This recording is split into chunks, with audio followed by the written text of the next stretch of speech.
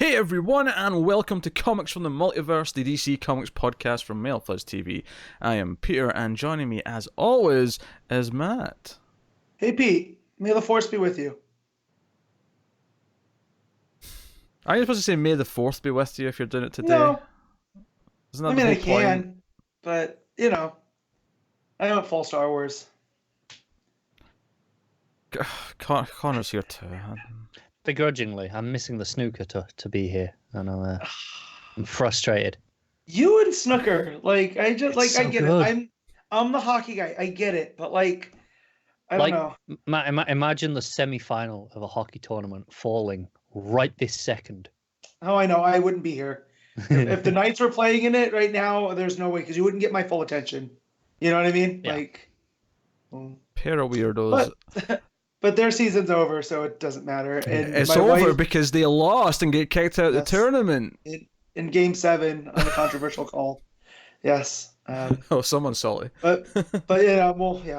My wife has gone hockey intolerant again because I've been trying to watch the other games, and she's just like, Nope, too far. no. Yeah. Also, she doesn't want me yelling at the TV when my team's not involved, which I can't not because But hey, there's a wild card team swept one of the division. I don't think it was a division winner, but anyways, pretty exciting stuff. But snooker, yeah, that's one that uses the red tension balls, is right? incredible. Yeah, Yeah. red balls and then the other colors as well. Yeah. It's good. It's the well, no, I mean as opposed to just two colors, there's a variety. Yes, there? that's how snooker functions. Yes. Yes, I'm saying in contrast to say pool. Yes. Right. Pool has the solids and the stripes. Yeah. No, I don't want a snooker table. I want to see the snooker rules. Stupid Google. Yeah, snooker tables are big. They're Oh, way yeah. bigger than a pool table. You Yeah, do. they're longer. You pot a red. You get to try pot one of the coloured balls, and then you have to go through them in order. What's first? Yeah, Brown yeah. first. Brown first, Connor. Is that the first one? Yellow. Yellow, then brown. Yellow, green, brown. Yellow, green, brown, and then Oh, I see it. Okay. pink, then blue. Blue, then pink. Damn it! It's been too long since I've Yeah. paid So attention. you have to get around the red balls and sync the other ones. So it's a game of strategy to get around the other balls, right? And sync them in Yeah. order. Yeah. So you got to do a red ball and then one of the other colors, Right. and then another red ball and a Right. color, etc. And once all the red balls are gone, then you work up the colors So in order. What color is the fourth one? Is that purple? blue. Blue No. in the middle. Yeah. Because this according to Billiards World, that pulled up on Google, it has yellow and then green, and then in between them, it's like a purplish. That's a brown in between them, Oh, it's brown. Okay. and then in the middle of the table is blue. Yes. Then pink, then And then black. pink. Yeah. Black's the last one. And if you block Wow, your look opponent, at Pete knowing. yeah, if you block your opponent, it's referred to being snookered because you block them with a ball they're not allowed to hit.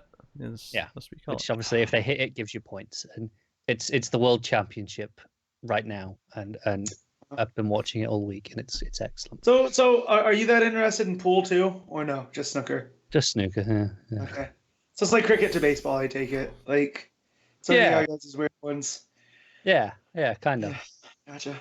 Except, like in both cases, better. Yeah, sure.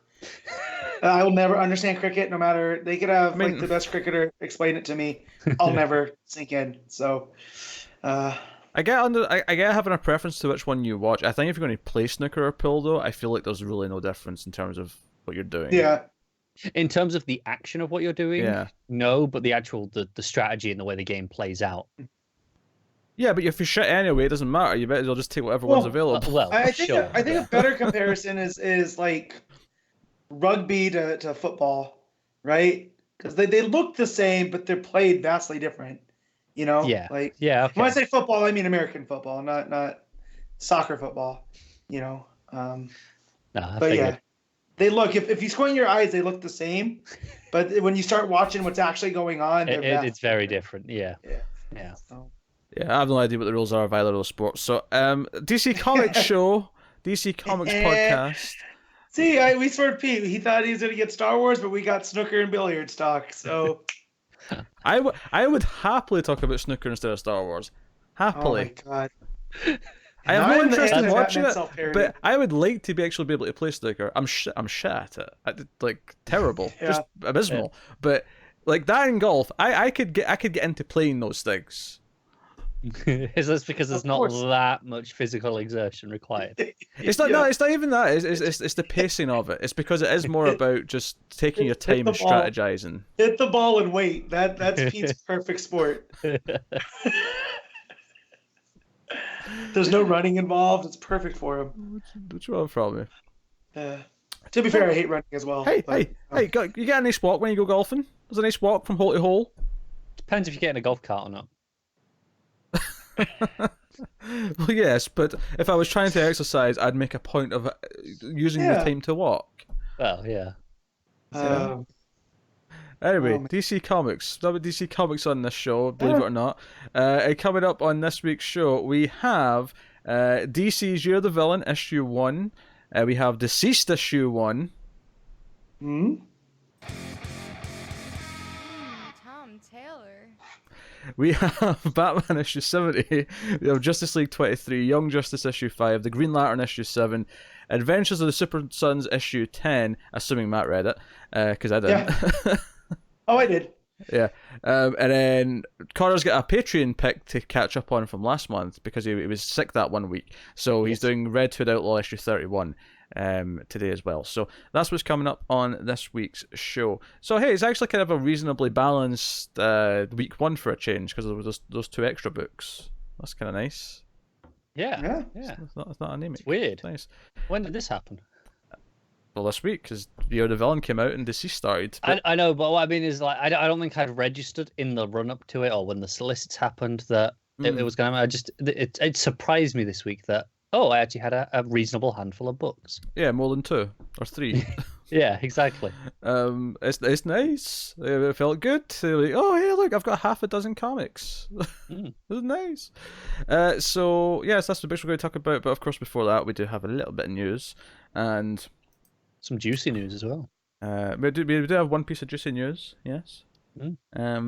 Unless I've missed something else, in which case maybe there's multiple news. I'm sure Connor will delightfully tell me what I've missed. I'm having a quick skim to see if anything reminds me. But it's just the one that I can think of. Before we get to that, though, for some reason they were really late in coming up last month, so we've not done these yet. But we have to talk about some sales figures. Oh, damn it! The sales figures for the month of March, because see, normally they're out around the same week as the solicits or the week after the solicits, but for some reason they weren't quite ready in time for last week's show. I suspect the reason for that is because it was the end of the fiscal year, so the year figures are also out. So maybe they delayed on that. That's entirely possible. And I'm glad you said that, because we can have a quick glance at the year figures as well. Oh, for God's sake. I'm sorry, Matt. But, so, I mean, I am going to make you guess number 1 for March, because it should be painfully obvious. Was there a Doomsday Clock in March? There was, but it's not Doomsday Clock. No, it's War of the Realms. War of the Realms was April. No, it's Detective Comics. Yes, 1000. Detective Comics 1000, yes. Oh, the most I don't obvious. know a day, man. Yeah. We're just...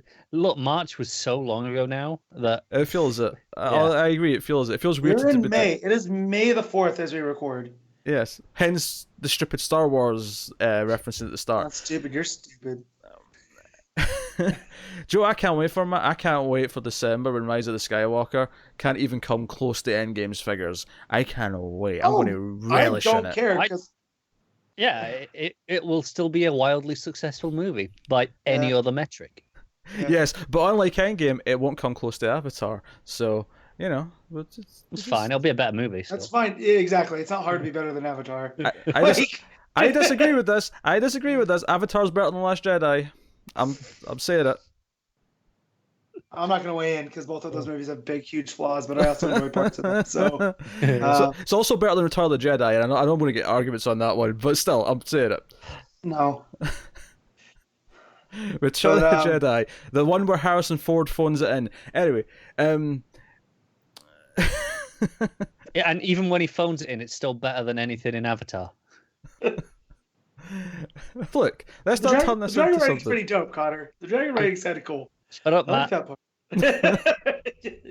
like, I can't wait to ride that ride at Disney World. But hey, there's also a Star Wars ride at Disney World. So Hey, either way, it's hey, fine. regardless of what happens, Zoe Saldana's created the box office. I think that's the one thing that we can't That's disagree true. with. Yeah. I watched The Losers because my wife is having she loves Chris Evans, so she's knocking out films of his filmography, and I forgot she was in that, and I was just like, oh yeah, look at all these people that went on to do different comic book things in one movie, also based off of a comic book. Yeah, Gamora and Captain America with the comedian And Heimdall and Heimdall. Thomas Wayne. And Thomas Wayne, all these things. So number one was Detective Comics 1000 with 526,000. So obviously we were expecting that to be big. I think that's kind of similar to what Action did. I seem to remember 500,000 being a number for that as well. It's about right. Yeah, I seem to remember that makes being the sense why this week Marvel are going on about having they've got ideas for a comic that'll do $1 million again. Because obviously the last one that did was Star Wars issue 1, which only did, like don't get me wrong, I love that comic, but it did it because they shoved it in Loot Crate. Yeah, they shoved it in Loot Crate. All of those. I've also seen lots of comic shops say they've still got stock of issue 1 because of how they put it out. Yeah, my shop is getting ready to get rid of some of them today as we speak. None of my local shops do, but I'm not surprised. They've got boxes and boxes of Star Wars issue 1 because Marvel just shut it at them. What's CB's nickname, Pete, that we called him? Controversy. Oh, God. Oh, that's going to bug me. Yeah, he's Japanese name. Hold on. Yeah. Hold on. Takashi-san. Takashi-san. Yes. Oh, man. Good old Takashi-san. So let's see if they have to cheat again to beat Detective. Yeah, I mean, they just, with their renumbering, it doesn't really matter because, like, they'll get up to, like, when they renumbered Thor and completely messed me up back in the day so they could hit 600, right? And then they did it again to hit 700.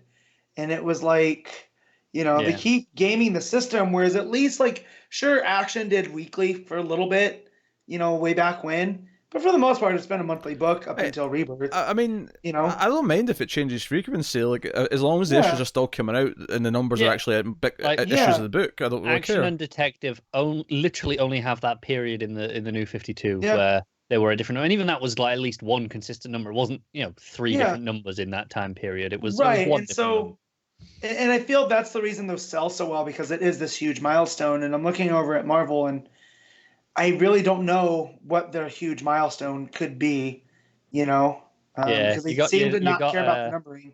Donny Cates joking about it being an absolute carnage. Mm-hmm. Yeah. Mm-hmm. He's going for above Watchmen numbers. That's what he's talking about. Ooh, he's going for above 8 million. That's what he's aiming for.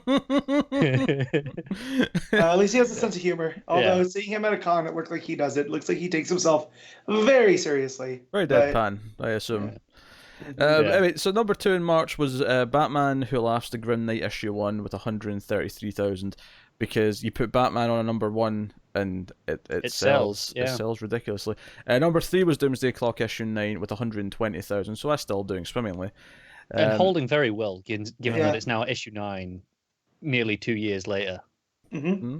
The next 2 are Batman's issues 66 and 67, although not in that order, with 83 and 84,000. Respectively. Heroes in Crisis issue 7 is number 6 with 78,000. So notably, that's the top 6 all DC because we're just about to hit our first Marvel book. Oh, good.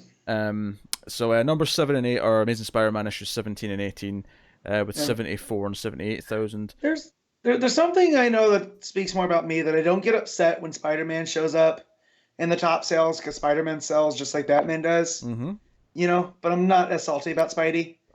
So, and then number 9 we have Spider-Man City at War issue 1, which is the adaptation of the video game, which I almost read and then realized because I thought it was just going to be set in the same universe as the video game, and then it turned out it was an adaptation. I thought, I don't need to read this then. They kept marketing it as the video game version is coming to comics, and I thought, oh, okay, they're just playing with that character, but no. No, it's just an adaptation. Well, see, I was going to wait till it came out in trade and read it, but now I'm not. And I'm going to skip it because I already got that story. The game and yeah, you played the game. You read it. Yeah. Number 10 is Justice League issue 20, which had. Let me just extend this out. I'm sick of scrolling left to right here. Come on. Oh, now you decide. Number 10 on the list. God, the stupid Word doc. We're not done. You know we're not done. Stop pretending we are. 64,000 on Justice League 20. Issue 19 for the record was number 12. So it bumped up a little bit. Was 20 the start of the Sixth Dimension stuff? Is that why that bumped up? 20, I believe, is the one where they dicked everyone over with the variant cover. Instead of going 19, 20, 21 as regular covers, they put it as variants on 20. So people would have had to buy 3 copies. So shops would have upped their order. There you go. That'll be why they squeaked out a few thousand more. Looking further down the list, Superman number 9 came in at number 22 with 48,000. Yeah. Needs to be higher, people. Let's get out there. Action Comics 1009 came in at 31 with 43,000. So that was the next couple of DC books. Flash, both issues of that for the month came in at numbers 36 and 37 with 39 and 38,000 respectively. And then Wonder Woman 66 came out at number 42 with 35,000. Where's the other one? That's a 47 with 33,000. So obviously the gaps between each entry are getting tighter and tighter because it just happens as you get further down the list, as you expect. So there you go. Anything in particular you'd like me to check? No, I got my 2 that I like to hear about. Yeah, that's the 2 Superman books. Yeah, that's happy. All right, so we should look at the. Wait, not the fiscal year, because we did yearly already. What am I saying? I don't care about the fiscal year. Fiscal year's boring. I care about the calendar year. We did that in January. It's fine. Hey, so, the less we have to do now, the better. Yeah, so we're fine. We can talk about the interesting news instead of that shite. Oh. That's interesting. This is an interesting thing.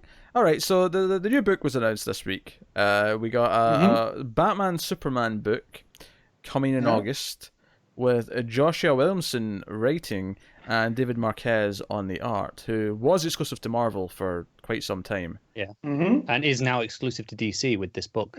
Yep. So tons of DC guys are now excited to work with him. I've seen that all over Twitter. Understandably.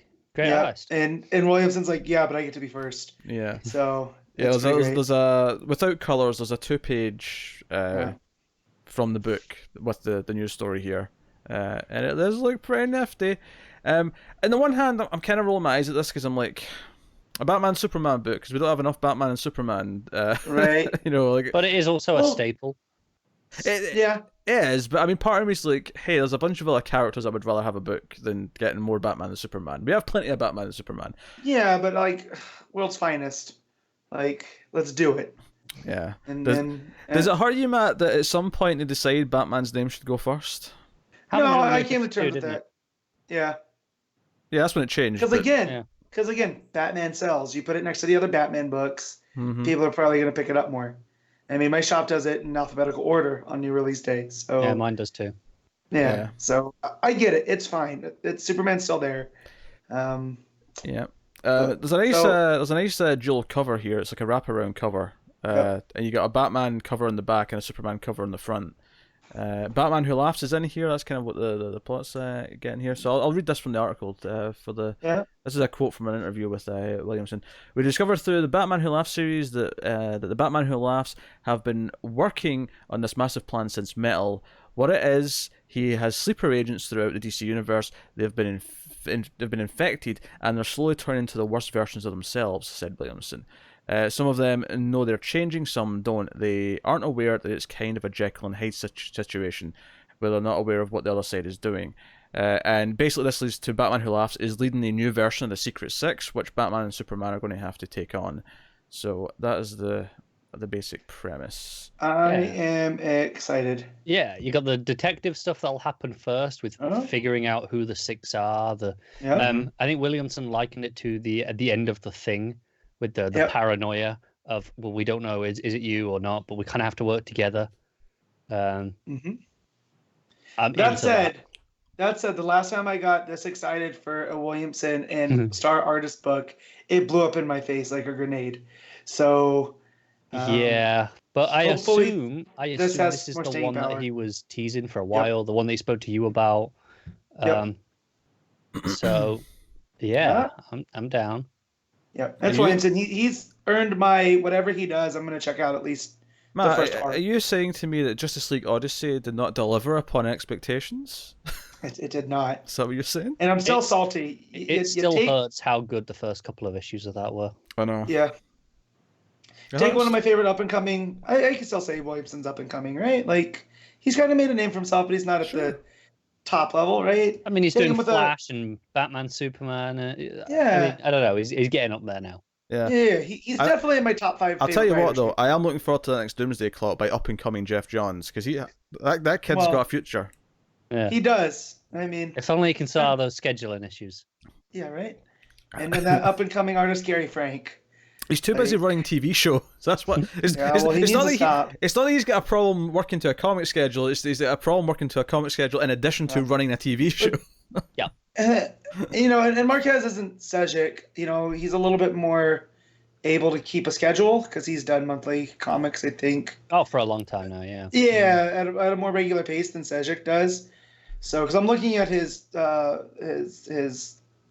history. I think Sejic colors all his work as well, doesn't he? Yeah.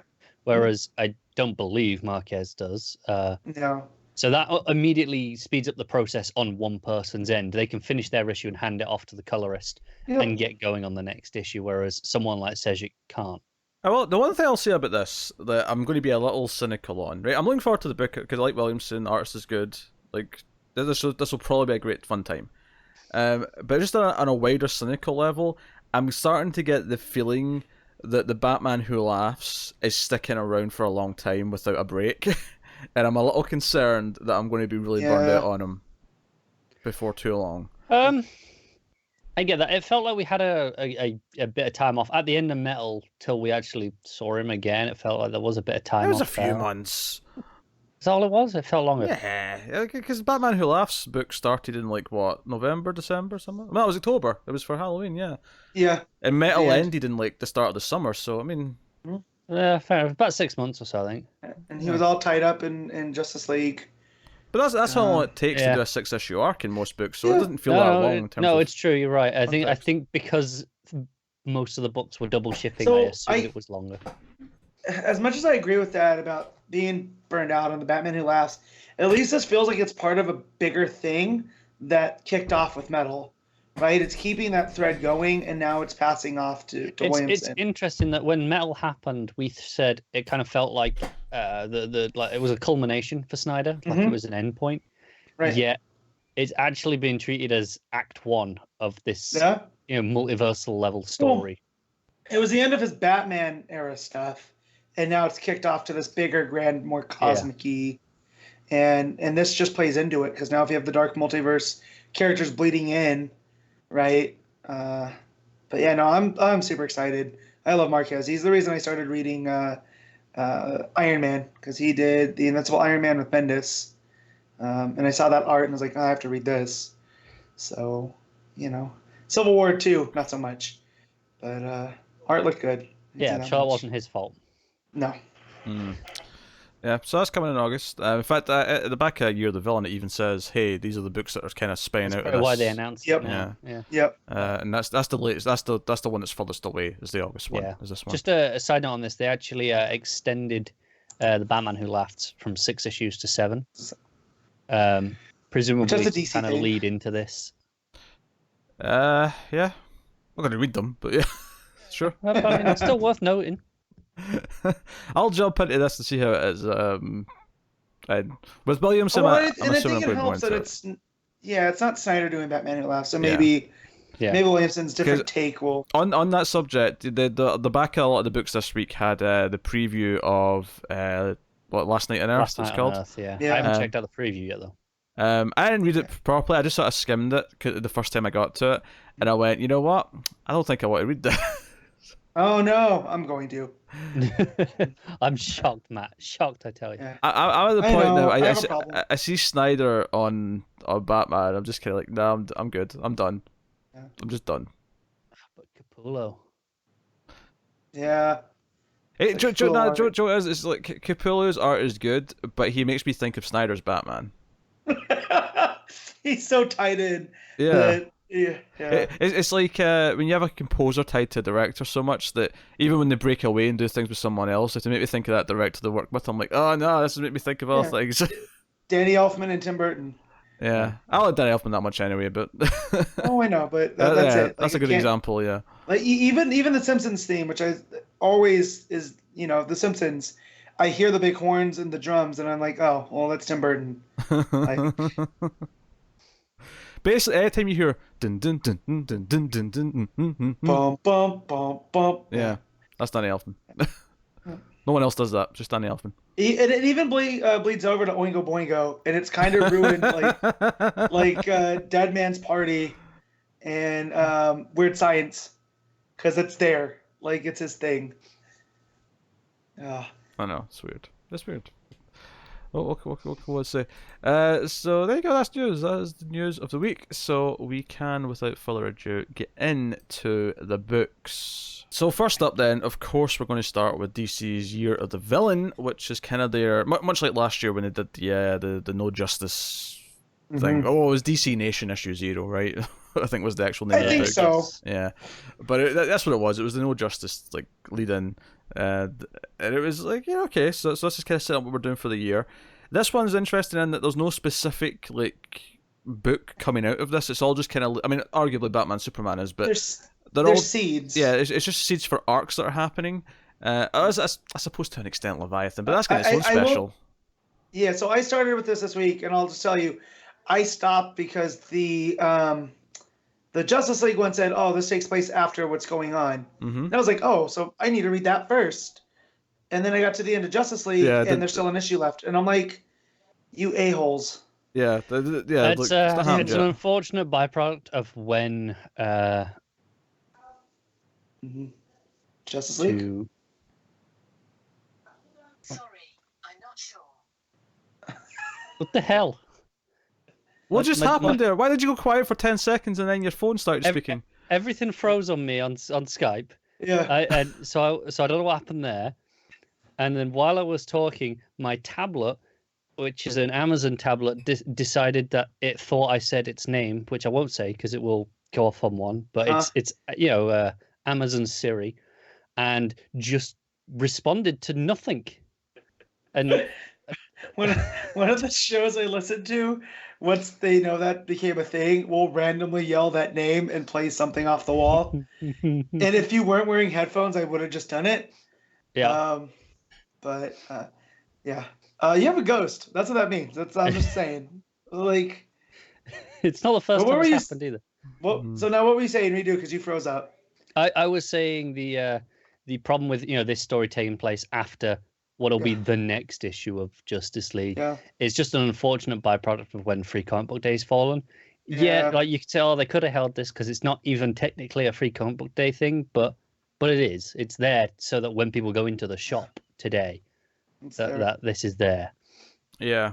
So basically, Luthor and the Legion of Doom break it at the White House and take over, and they're wanted for doing so. Luthor fires everyone at his company and is like, "Yep, we're going to do this," and it kind of tries to tie into King's Batman a little bit and says, "Yes, all these other villains." Basically, what he's doing is he's going to fund all the villains so that all of the heroes will be, or all the villains will have the everything they need. Right? They'll have all the resources they need to take on their heroes.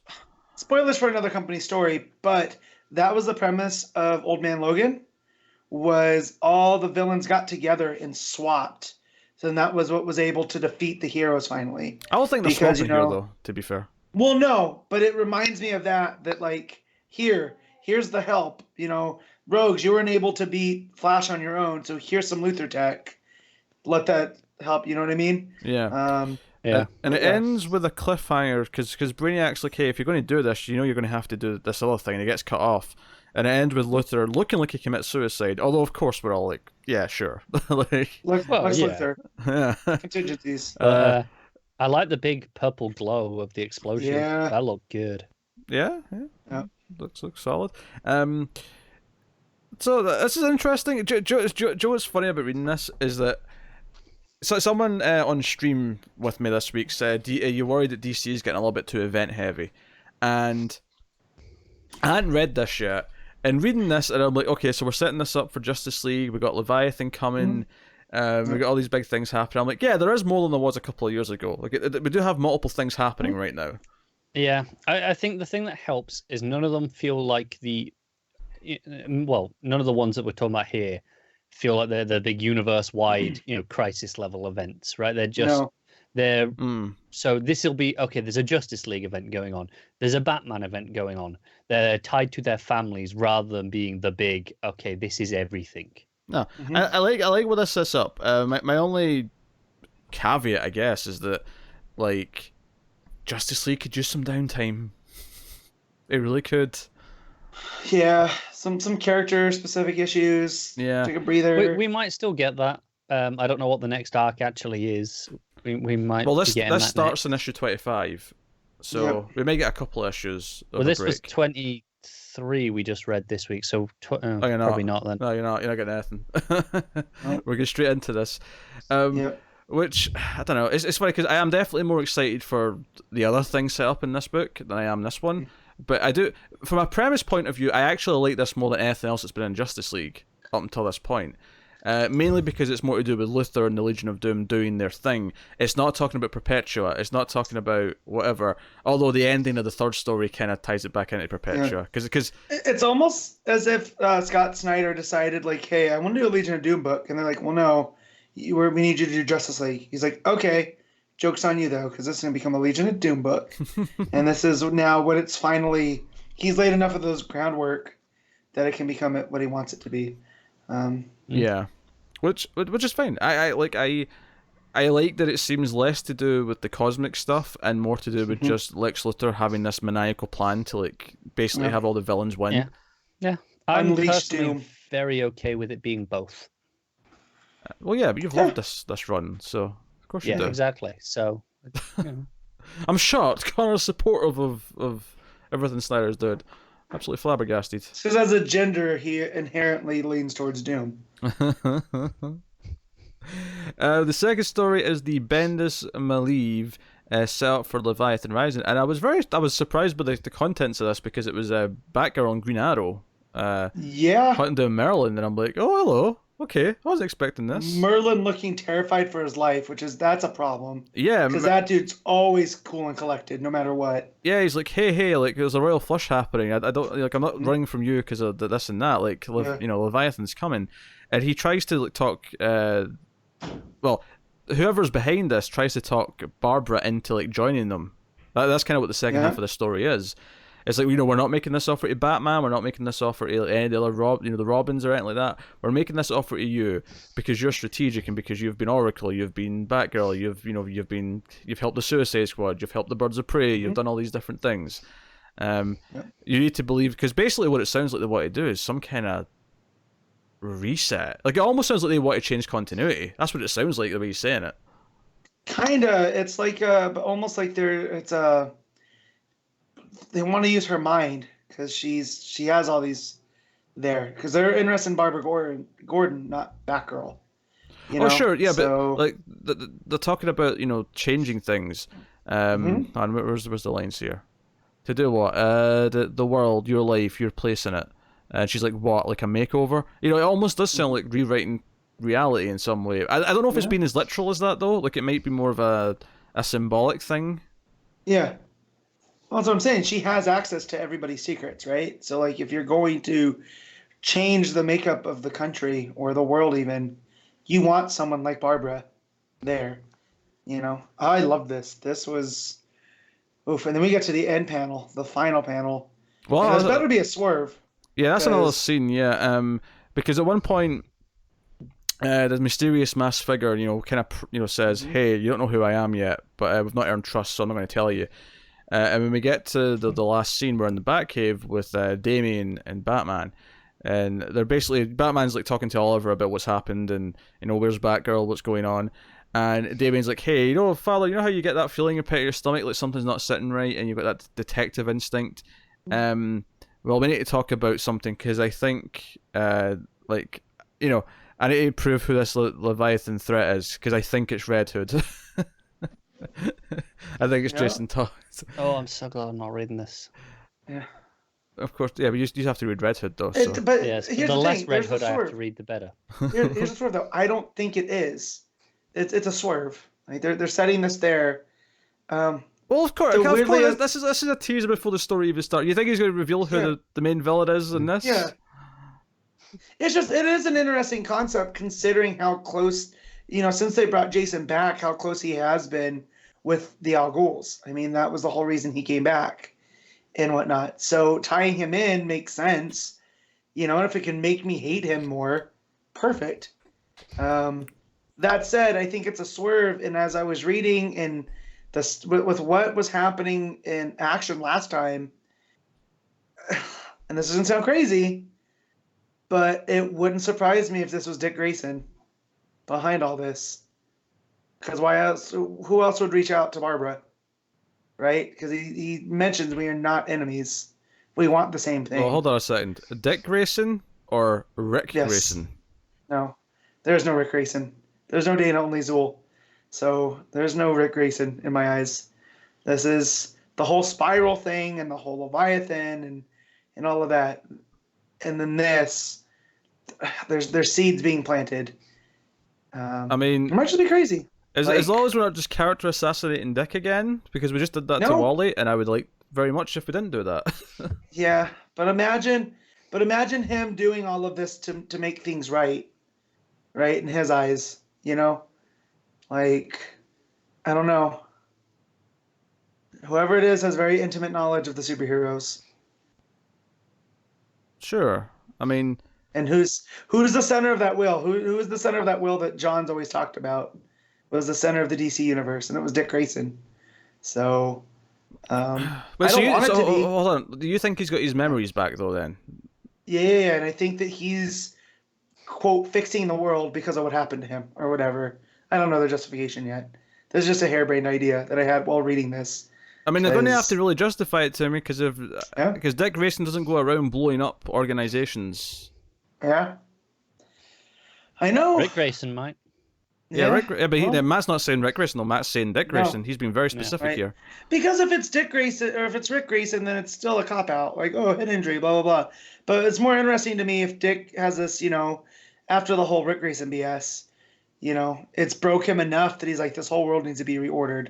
This is starting to sound along the lines of Nightwing New Order. Kind of, right? It's not really based on anything, though. This is literally just a whim from Matt's Matt. hypothesis is starting to sound like that.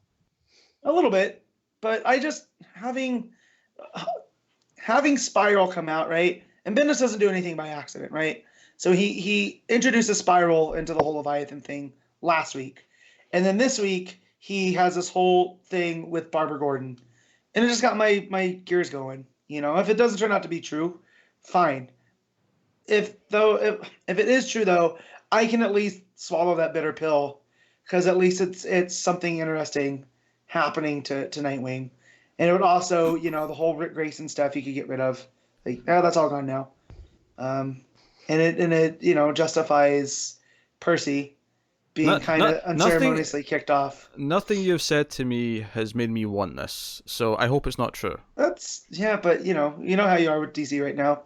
They're doing stuff just to upset you with Wally. Well, they are, but I mean, this would be par for the course. Forgive me for hoping that this will break the trend. No, hey, Heroes in Crisis taught me anything. It's that hope is BS. All right, and I'm gonna have a Speed Force explosion because of it. All right. It's like you want me not to. Message. This is weird. It's like Matt's trying to get me to dislike this story. Stop it. It is, isn't it? I'm not. Yeah, I'm not trying. There's nothing bad in this. I like everything in this story. Matt's just trying to sully it with this weird theory just to make it awful. Do you want me to help make Pete hate it? I'll join in. You can't. Everything's meaningless from you. There's my leave Batgirl in this. I got my leave Batgirl in a book. Yeah. Can we just... Well, see, this is also what happens when I'm left at work alone for a week. Working by myself. I have time to think about stuff like this after I read this on Wednesday. So... I don't think it's Dick Grayson, and I think part of the reason why I don't think it's Dick Grayson is I think it's just it would feel like so much whiplash given what he's been going through recently and the whole Rick Grayson bullshit. I think whoever this is is either someone who's not been around for a while, or it's someone who's been around but has been kind of just there, right? Someone who's not had like any big stories in a while. If not, let's not have it be Max Lord. Anybody but Max Lord, please.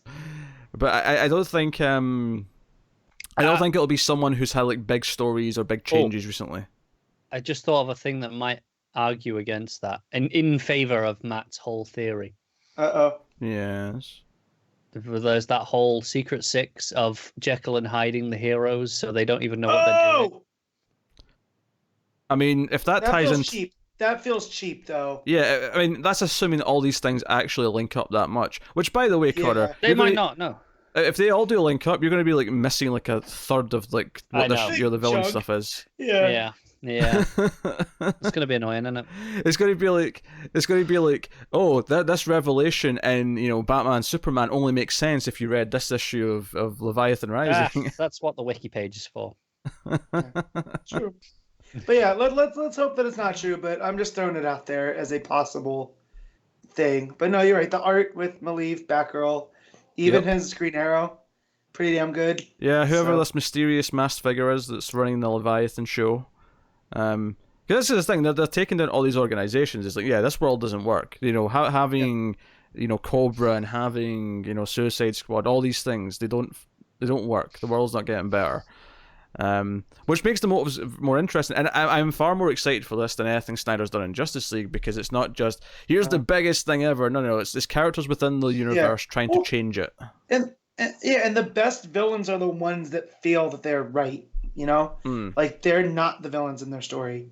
They're not doing things just to be villainous. And I kind of feel that's what the whole concept of Snyder's Doom is they're villains just to be villains. Yeah, but it's so convoluted at this point as to what's driving Lex to think Doom's the right answer that it's hard to care about it. Versus something like this I can get behind, because they're like, yeah, all these secret shadow organizations are making things worse. And if we unify under one thing, whether you like it or not, it's going to make the world better. I can see that, a villain using that as justification. That was lovely, Matt, for the audio listeners. Sorry, again, it's allergy season. My cat just flipping sent up a cloud of dander again. Yeah. No, I'm into it. Because thinking back about what Justice League has done so far now, like, I start to think about, we've got this weird doorknob, and like, it was kind of interesting at first, because like, okay, where did this come from? It feels so random. And I don't know. I'm starting to suspect Pete might not have enjoyed this week's Justice League. Yeah. We'll talk about that when we get there. I didn't dislike this week's Justice League, but there's definitely some problems I'm having, especially since there's some things I don't remember from the last two issues that you're going to have to explain to me when we get there. That said, the Justice League, the third part of the story. Yes, so we go back to Justice League, but it's Tynion this time, right? Who's writing this this part? Yeah, with Manipul on the art. With Manipul, yes. It looks amazing. Yes, everybody. It's weaker than the Maleev art, but yeah. It's still pretty good. I'm just saying that to upset Connor. I flicked through. Well, I didn't actually flick through the Maleev art at first because my issue was actually slightly. Sometimes you buy a comic and the pages are just a little bit stuck together as you open them. Because someone in the shop's masturbating on them. Yeah. Yes, obviously. Thanks for making that joke, because I thought it. Yeah. Someone's like, oh, these Maleev Batgirl pages, I've got to pop one out. I actually just skipped through a whole chunk, and it's only when I just went through now, and I've noticed, oh, hang on, those pages were still a bit, creased together in the middle, that, I guess I didn't flick through this. So I've literally just looked at the art in this for the first time now. Interesting. So the Justice League are evacuating some planets near the Source Wall, or near enough the Source Wall that they're being affected by it. In honor of today being Star Wars Day, we'll call this the Outer Rim. Sure. Planets, right, Connor? Yeah. Sure. Yes. The border planets. Yes, where the Alliance aren't as active. So the brown coats and that have to operate there. Yes. Sure. I wonder where Whedon got that idea from. I think it hurt Peter's soul that when we talk about Firefly, he has to acknowledge the Star Wars, influence. I think it hurts him a bit. It doesn't hurt me. There's a lot of things that only exist because a previous thing existed. That's okay. Like, you know. Like, the fourth world's only there because of the third world, right? Like Citizen Kane's as a quality movie, it's not my favourite by any means, but so much of what we use in filmmaking now only exists because Citizen Kane dared to defy the odds and do also, interesting things. And it gave us one of the best gifts of all time of Orson Welles clapping. Oh yeah, absolutely. It's a great gift. It's a fantastic gift. You know, and many things improved upon Star Wars. It's okay. So Firefly is the Orson Welles clapping gif of Star Wars' Citizen Kane.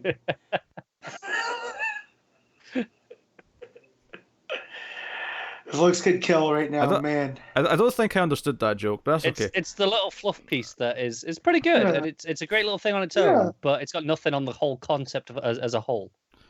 Nah. Star Wars is not as good as Firefly. It's not as good as The Expanse.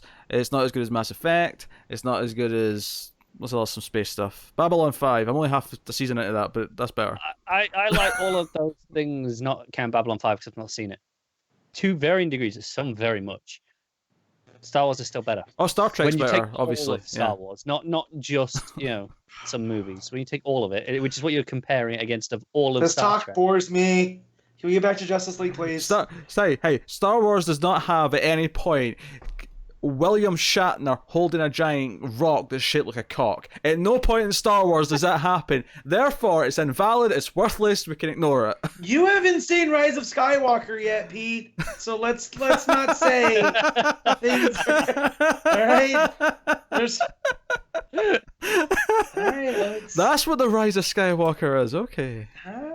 Rock hard. Anyways, Justice League. So big things are coming, and Batman's like, we need to call everyone. So there's a big 2-page spread of like, Supergirl right at the front, Shazam, the other Green Lanterns, Catwoman, Green Arrow. That's a hell of a splash. The Terrifics are all there. Yeah, it's just this. Yeah, we need to rally everyone. We need to extend the Justice League. It's basically all the different Justice League teams that we've had recently. Dark, Odyssey, I'm sure is there somewhere. Titans is there. Plus a few more though, because Shazam and Supergirl aren't. It's looking jacked in this one. I hope that happens in the next coming up of Dark, because that's a proper man bat. Oh yeah, that is a proper man bat. Yeah. Animal Man's back there too. I haven't seen him in a while. Yeah, Batgirl's not in any of these teams, so there's obviously others there too. No, Batgirl's there. Yeah, she is. I'm saying she's not in any of these other teams that he's talking about. Oh, yeah. Gotcha. But Simon Baz is front and center, which bothers me because I don't see Jess, unless I'm missing her. I assumed she was there because I assumed the Odyssey team was there, but you're right. I don't actually see any of the Odyssey team now. Shazam and Supergirl and Crypto are up front and center, which makes me happy. Oh yeah, that's delightful news. I love that Plastic Man insists on being at the front. Yeah, he's stretched out to be at the front. No, I like that too. That's good stuff.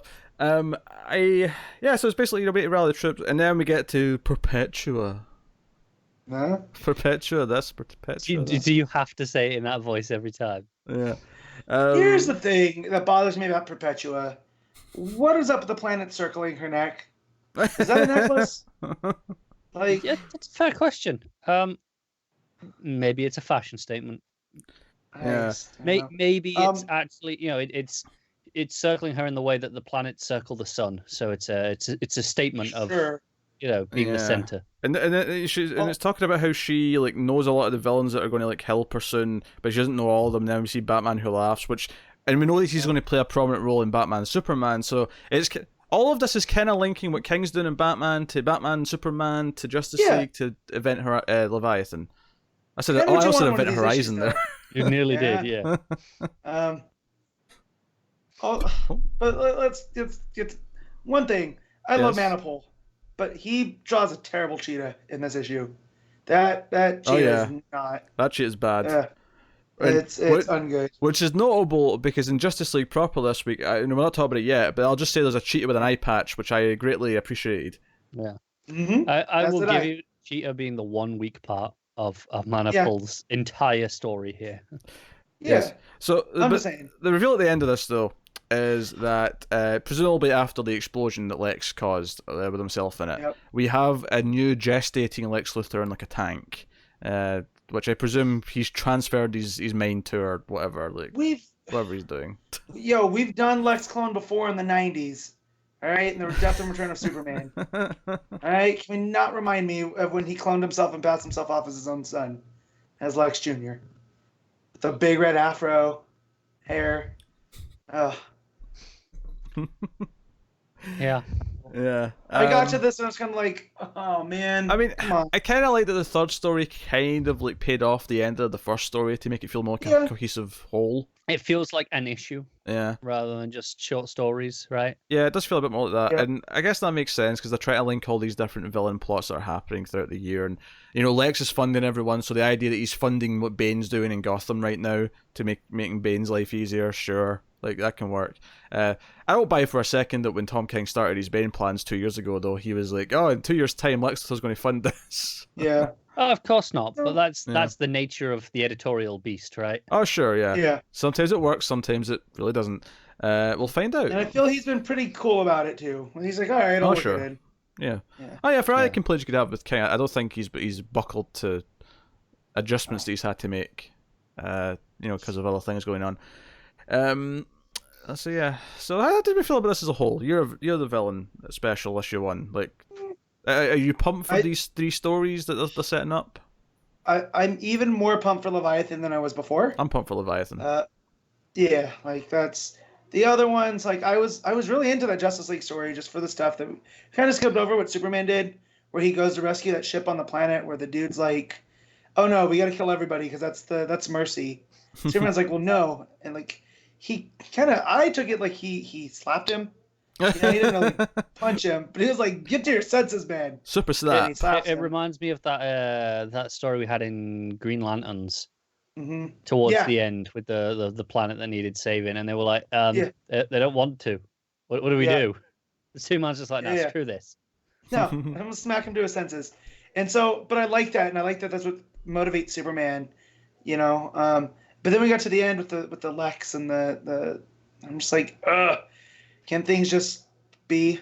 Yeah. As for, obviously I didn't read the middle portion, so I've got no opinion on Event Leviathan. I think the Justice League stuff I'm quite into. I'm cautious about the Lex bit at the end. I will agree with that, but I'm willing to see where it goes. I really liked what they did with Lex in the first story. I think this issue does absolutely nothing for the Bane stuff in Batman. I don't care. This issue, I mean, nothing to do with what Batman's doing.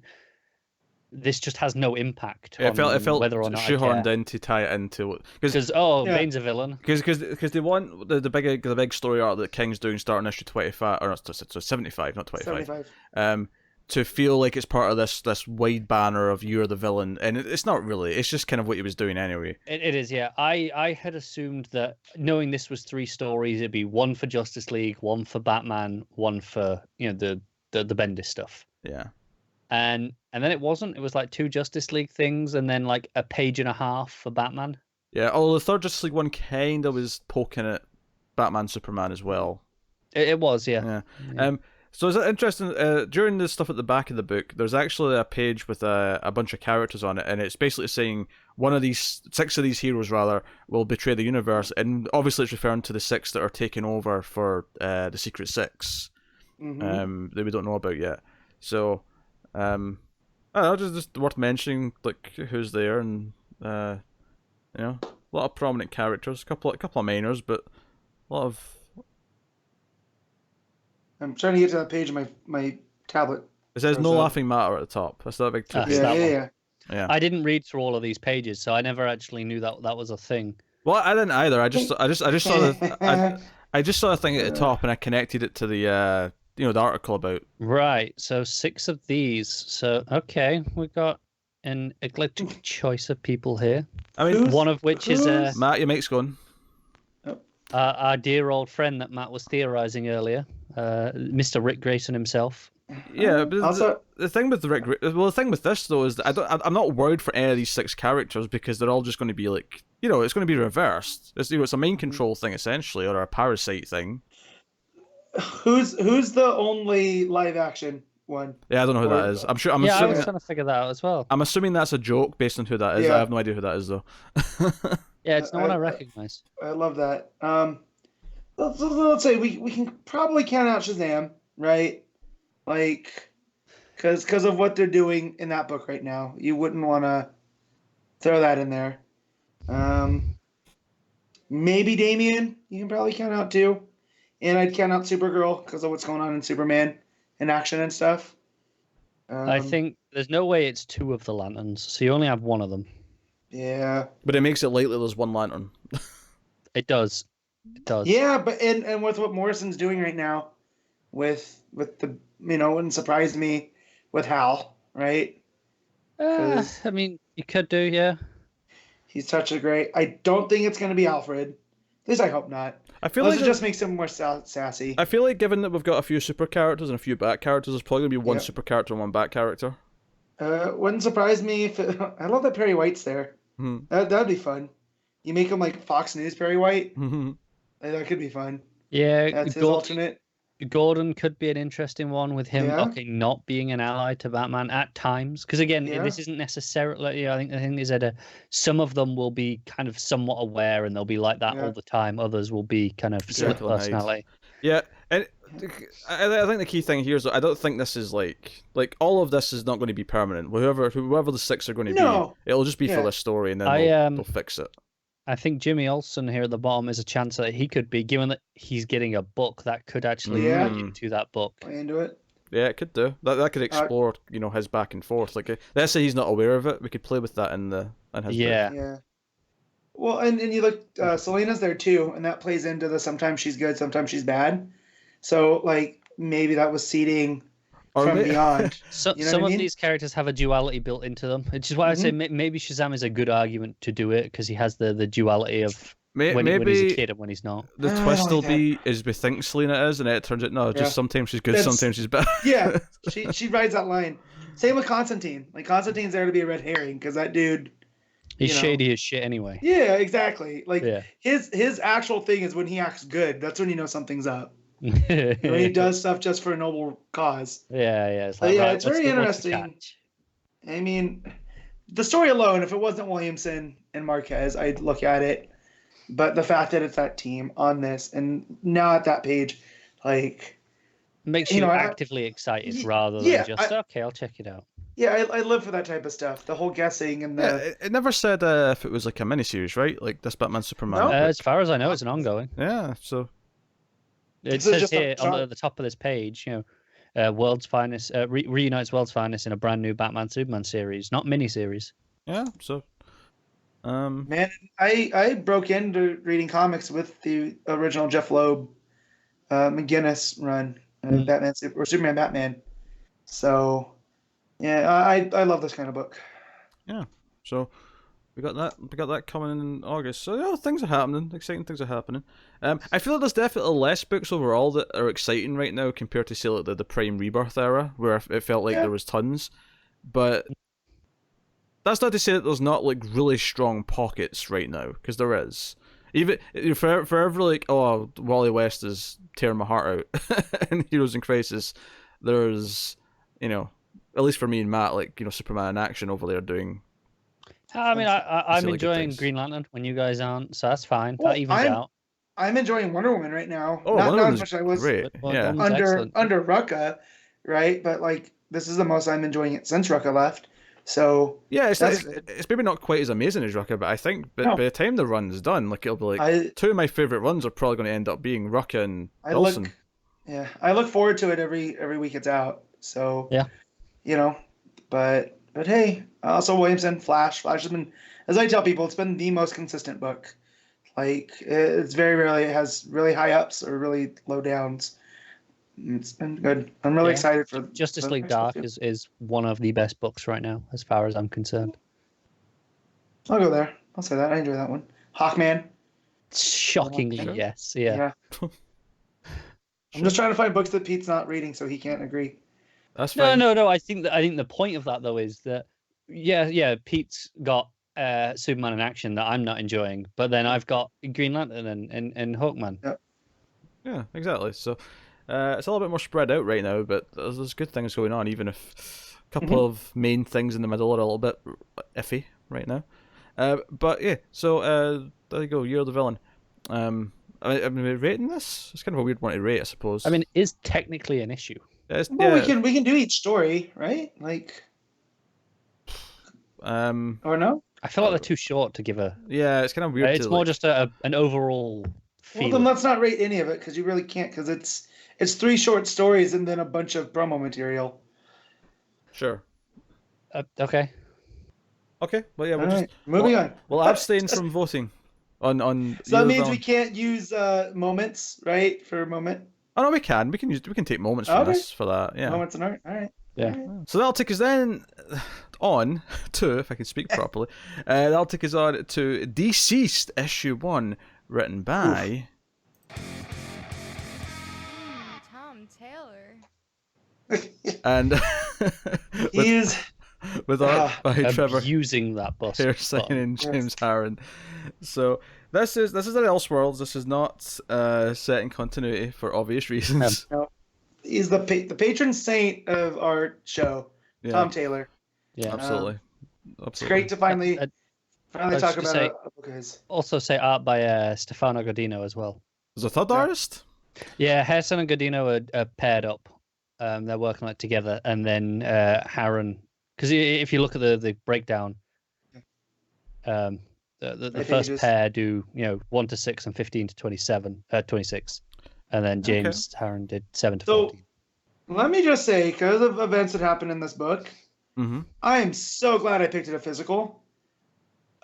Because reading it digitally with the events that happened, it would have probably sent me into a panic spiral. Just left to my own brain. So why did reading it physically to help with that? Because the events that happen are caused through people using devices. Oh, you're making a joke about the plot. Oh, yeah. All right.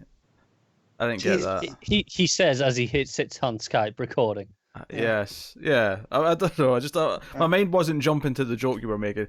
Gotcha. So basically, the plot of this book is that. By the way, it's just nice that Tom Taylor. I mean, obviously we did that one Batman annual, but other than that, we've never actually reviewed a full issue of a Tom Taylor book that he's doing at DC, where he's got like a series. No. So this is kind of a menace. So exciting.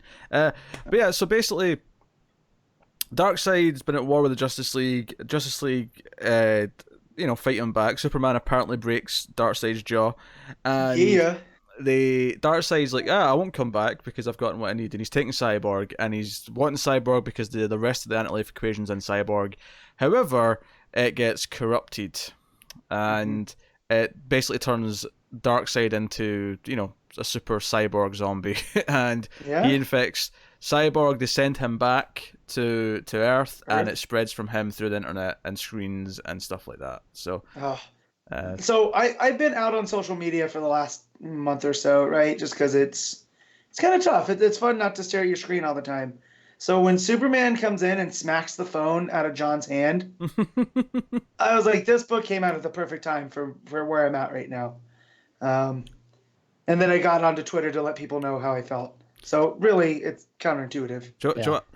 Joe, I liked about it. I liked that Nightwing was there, and he was Nightwing, and it wasn't Rick Grayson. That was nice. Yeah, Taylor was having none of that shit. Until the end.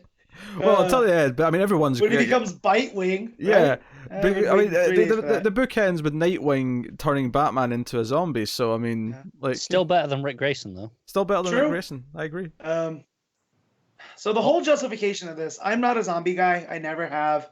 Even on Game of Thrones, that's the stuff that I didn't care about. Right? I don't care about The Walking Dead. We don't use the Z word for that. I don't. Yeah, I get it. You told me that on Sunday, or no, Dan told me that on Sunday. But but here I liked what Tom Taylor did. Walkers on Game of Thrones. Whites, walkers, or freakers. No, because the White Walkers are different to the Whites, and let's not get that confused. Yeah. Anyways, these dead here, they're not really so much dead as much as they're rage-induced, driven mad by the anti-life equation. Because what basically Darkseid has done is he's taken the one half of it and then used the digital half in Cyborg and made this virus. And when people see it, it drives them mad that they try to get it out of their own head, right? So we see there's this really cool page with Darkseid clawing at his own skull, Mm-hmm. And like, Yeah. oh, Was man, anyone else enjoying Cyborg's sassy dialogue? Where yes. he kept talking about how, like, oh, Darkseid, were you just waiting over there to make an entrance out the dark corridor when I said your name? It's And then the he's like- most character Cyborg's ever had. Yeah. Well, you know what? And because he's not being used as a flipping teleporter phone booth, so it's Yeah. Tom Taylor almost knows how to use him. No, I mean, he had character in New Teen Titans. This is the first time he's had character in a long time. In a long time. Yeah. Yeah. So, but then when they send him back to Earth, and it because of Cyborg being what he is, it instantly downloads to the internet and starts to spread.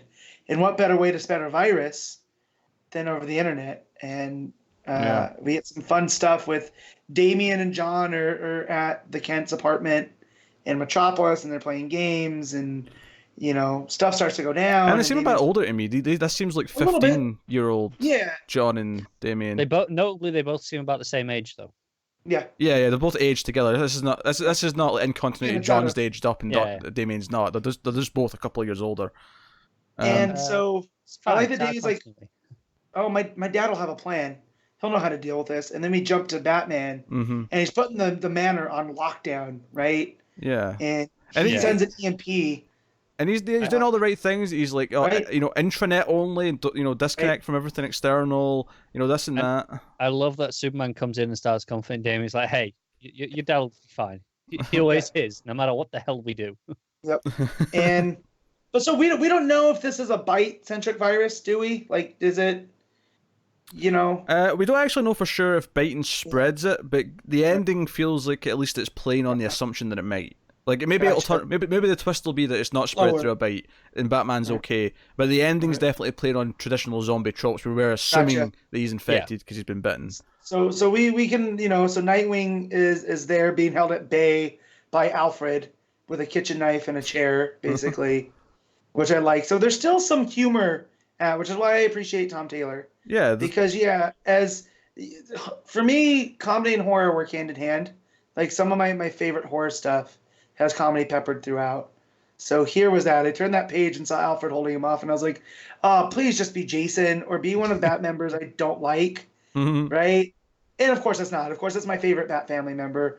And it hit, you know what I mean? You're like, oh no, not Nightwing. And let's not forget, part of the corruption here that creates the virus is that Black Racer's involved. Because Darkseid basically is, hey, Black Racer, I require your assistance. And then he kills him. Ripping out, after ripping out Cyborg's tongue, having DCeased do it, where... Yeah, and that's a good point. Whoever's narrating this, we don't know who that is yet. It's someone doing this in hindsight, because they mentioned that Cyborg, once his tongue grew back later, he told us about all this. So I feel like we're going to have the reveal of the narrator by the end of this book. Whether it's like a halfway through thing or whoever the end. it is has style, because they have the single best narration box in any comic this week. Oh, go on. Darkseid was. Darkseid was. Well, and we see him destroying, in his manic state, he jumps into a fire pit and destroys all of Apocalypse. Yeah, Joe, what's funny about this is that I feel obviously Darkseid isn't Tom King's creation. It came from an old book, but I feel like between this and then also this week's Justice League, both have Darkseid is moments, and I feel like it's become such a part of what Darkseid is, literally now, is to in comics, that I feel like it's going to be used forever now. Yeah. And that's cool. At least for the next 5 years. Yeah. Well, because it makes Darkseid feel like a force of nature, and that makes him feel special to me. He is that's ultimate big bad. Why I really like this moment, because it doesn't undercut it. It's not played as a comedy moment, although it is darkly funny, right? The Darkseid was. It's funny because of what it is, but in context, it's no. Darkseid is, it's such a big deal that changing that to the past tense is huge. Yeah. Yeah. And this is all his fault. Like, he's destroyed. Yeah, it's one of those things that by getting what he wanted, he ruined himself. Do you know what I want now? I want a story where Darkseid gives up being Darkseid, and I want it to be called Darkseid Is No More. And I want his helmet thing in the trash can behind him as he walks down the alley. I would not be mad at that. That is a solid variant cover ready to be made. Yeah, that's not. I mean, but no, just that entire thing. And again, I don't like these kind of books, but I'm here for this one. Like this, not just because Tom Taylor, but this story, it really resonated. because it plays a lot of those emotions, and you're worried about all these characters because, you think Superman's safe, right? And John's safe because they're Kryptonian, but if it plays off of a mental state, then they're still vulnerable. If Darkseid's vulnerable to it, then right, that's what I mean. But normally in another, zombie Dead Rise thing, you think, oh, they're fine. But it's that was always my big problem with the Marvel Zombies book, with like the super powerful heroes like Thor and Hulk, and how would a zombie virus affect them, being who they are. Yeah, this is the anti-life equation, so that's everyone's fair game in this. Exactly, and that gives it greater stakes. Like Batman, like as prepared as Batman is, he wasn't prepared for any of this, and it creates drama from it, and really enjoyed every page of this book. Yeah. No, it's real solid. I like the art a lot. I think this has got two pairs, two teams on it. Mm-hmm. But given that the other section is on Apocalypse, it feels completely justified to switch and feel completely different. Oh, man. And they made DCeased look so ghastly. Like usually he's just some old creeper dude, right, with a hood and a robe. Yeah, but with all those teeth. Yeah. I think what's impressive to me about this issue in this book, and I guess this is part of Tom Taylor's magic, because people have been praising Injustice for a long time, which I've not read, but people praise that book, is that the premise of this book could come off as some throwaway Elseworld where it's like, it doesn't really matter, whatever. But this was exciting to read. The characters were funny. It feels like someone's like, hey, I want to make a dumb B movie, and the concept is that the anti-life equation is actually just a zombie virus, and we're going to have fun with it. And it feels like it knows exactly what it is the entire time. It never feels like it's trying to be cool, and I appreciate that. Yeah. So. I think what I appreciate as well is, like, given that it's an Elseworlds, it could be just throwaway, but it still feels like it matters, right? Into its own story, it's established enough that no, this is serious. It matters in this case, even if it is kind of a B movie, like you say. Yeah, no, it is. I think I think Cyborg cracking jokes as Darkseid walks in the room kind of solidifies it as, no, this is fun B movie levels. We're not taking this too seriously, but we're doing this dark stuff. We're everyone's fair game, and. We'll see who's dead by issue 2. That's it. It's like, and it's not like you're mad at if Batman's dead here. It's like, okay, that's fine. Yeah. We're doing something unique. It wouldn't surprise me if by the end of the story would reverse it all and everyone's back to normal. It wouldn't shock me if we do that. Oh, see, no, I feel like it's going to create another alternate Earth. Yeah, I feel like this is one where only a handful survive, and maybe we revisit down the line. Yeah. Maybe. It wouldn't shock me though if they somehow fix everything. If we get some sort of wacky. Oh man! Like, what if this is the origin of the Kamandi story? Like, this is the end of the world, and I mean, it involves Darkseid and the New Gods, and so if you know Kamandi, it plays into it. What if the end game it? What if? Well, I won't say what that means. Yeah, I hear what you mean. I hear what you mean. It's too early for spoilers, but. Yeah, although that said, the Russos are considering Monday the official spoiler ban lift. I think that's too soon. I honestly do. I do as well, but they're going, hey, 2 weekends. If you haven't seen it by then, tough shit. I'm starting to see memes now that's not, they're not crucial moments, but they're stuff I didn't know about going in. Like I posted one earlier today that involves Hulk. So and people seem to be enjoying that. So, but I would stay away from storyline spoilers just to give people a chance. My favorite bit of Endgame, and this is not spoiler thing, is just everything that puts a certain rodent as the main hero of the movie. I've enjoyed every single one of those, and I will continue to do so. The real hero of Endgame. All right, and Connor's not seen it yet, so I'm amused that he's just thinking, what the hell am I talking about? I mean, I can figure it out based on characters. No, you can't. No, you can't. No, you can't. Okay. You think I'm talking about Rocket Raccoon? I'm not. Yeah. Given everything you just said, Rocket having an ego and thinking he's the hero would not have been out of place. But okay. Yeah, but no, you have to see it, Connor. Yeah, I'm telling you. Ask me in 6 months, and tell me that joke again in 6 months. If you wanted to be Avatar, you could be the deciding ticket. I don't care if it beats Avatar or not. You have to see the Star Wars trailer on the big screen, though. So Yeah, it's attached. I'll see it somewhere. Ah, damn it. I thought that would work. Anyways, what are we rating DCeased? This was good. That's good. Matt, what are you rating it? I'm giving it an 8.5. There's still room to grow. I really enjoyed it. Normally I'd give it like a 9, but we could grow into that. Restraint? Oh my. I really like how Matt tried to start that with, what are we rating it? Hoping that like Pete would go, well, yeah, I'm going to give it this. Mm-hmm. And then Pete immediately turned around and goes, so Matt, what are you giving it? Yeah, I know. I whatever.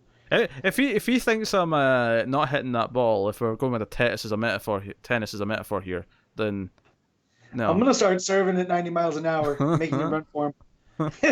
Nah, if you maybe like a curveball might get me, but I don't think a direct serve, no matter how quick it is, you're not sniping it.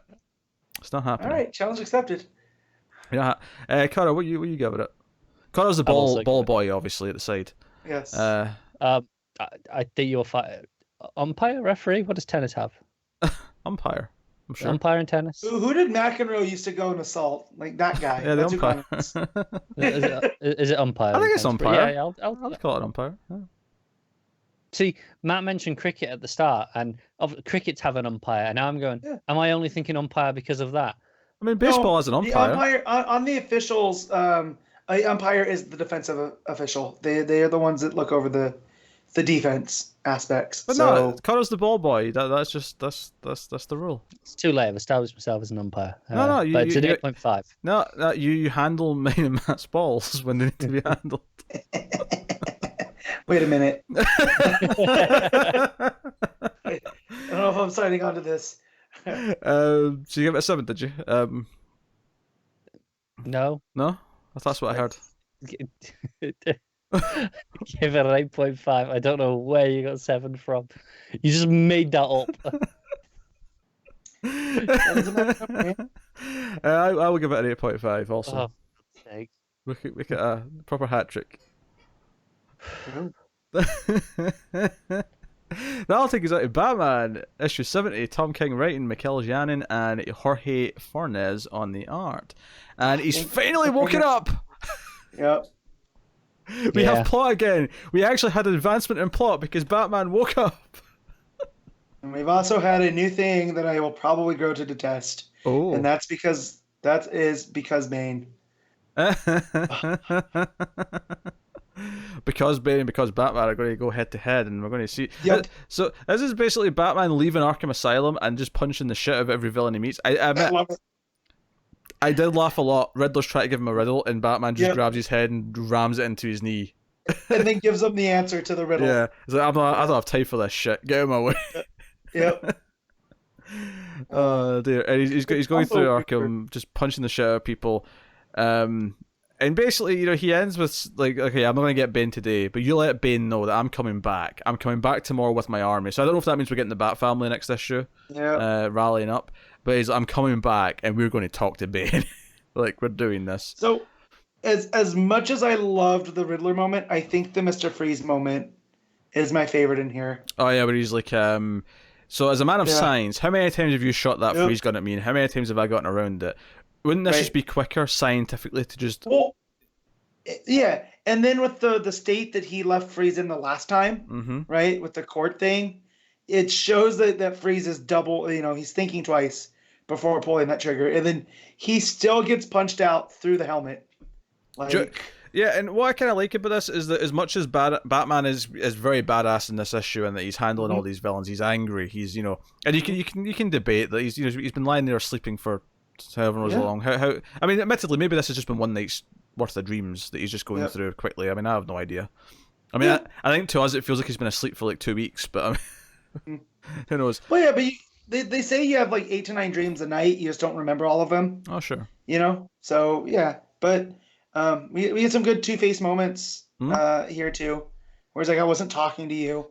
Did Connor even read this because he's been oddly quiet? I did. I'm just I'm not positive about it, so I just didn't want to ruin what you had going. I mean, I'm not in love with it, but I enjoyed it. Like, this is definitely the most I've enjoyed a Batman issue in a while. I definitely have some forward momentum going. Yes. I personally found that I think Nightmares has kind of killed the book for me right now, because this felt like a chore. Even though it's I know this. Okay, we're out in the real world now, and this is actually happening.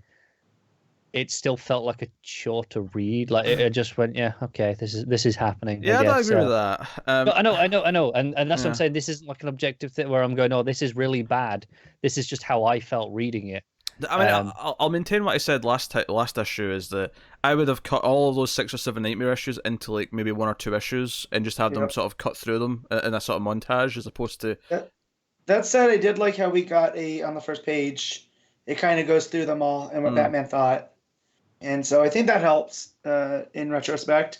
But yeah, it's still way too long. Yeah. Because when you think back, like, oh yeah, we had that kid Bruce Wayne character one at the beginning. Yeah.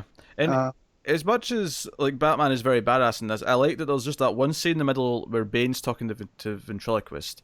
Yep. And he's like, no, Batman's doing exactly what I want. He's my puppet. Is this what it feels like, Ventriloquist? Yeah. You know, I kind of like that. And then he turns the tables on Scarecrow, which was pretty fun.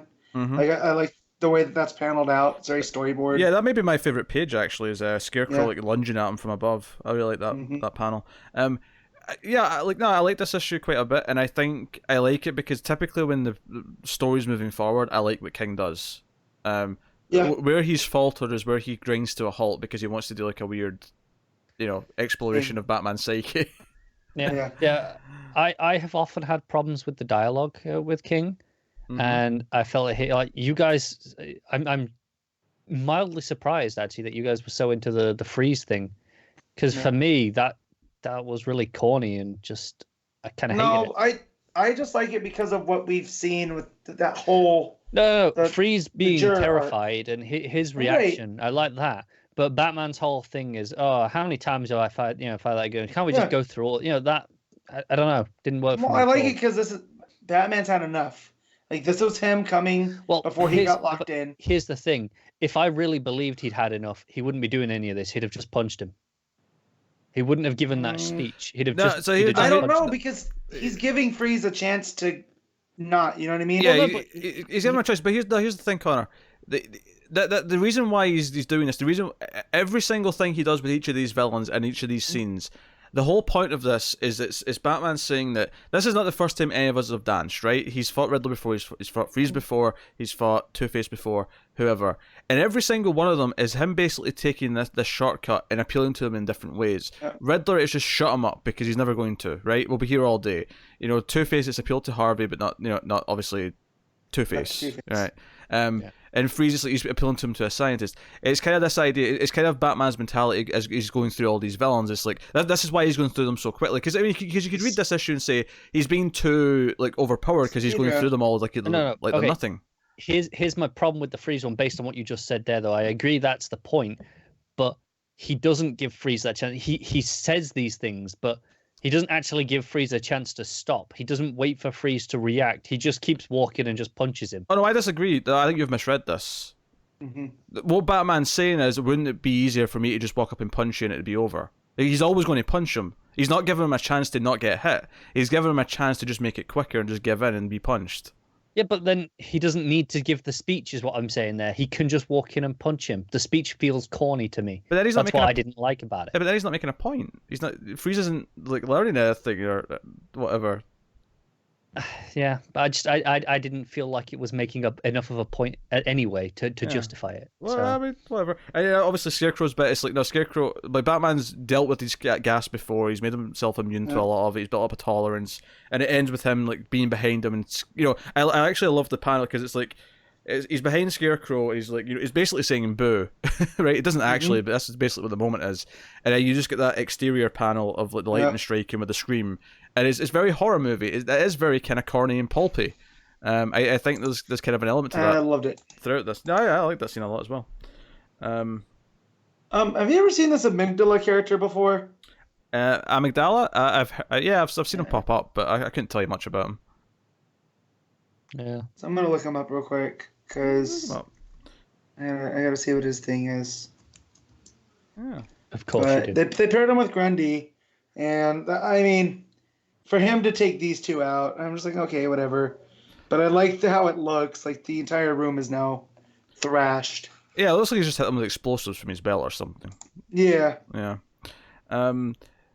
No, I dug this issue. I was into this issue, and I've not really enjoyed the Nightmare stuff that much. There was positive elements to some of them, and obviously we look for positives as we were going, but I was definitely more into this issue by quite a bit. Yeah. Oh wow. So the first time Amygdala comes up was in during Nightfall. So that's actually pretty cool. Yeah. But he has a reduced mental capacity, near superior strength and endurance, but he's prone to outbursts of violence due to medical experimentation on his brain. Chiefly, the removal is of his amygdala. So, yeah, I guess that's pretty cool that he shows up in this. And yeah, say nothing else about it, but he's really building up Bane vs Batman. Like they're really building up to this fight. And what Bane's doing to him, and that was always Bane's thing. If you go back to Nightfall, it was always I'm breaking him, mentally before I fight him. This is like that turned up to like 50 million. Mm-hmm. So, yeah. So no, I was more into this issue. So I'm happy to see.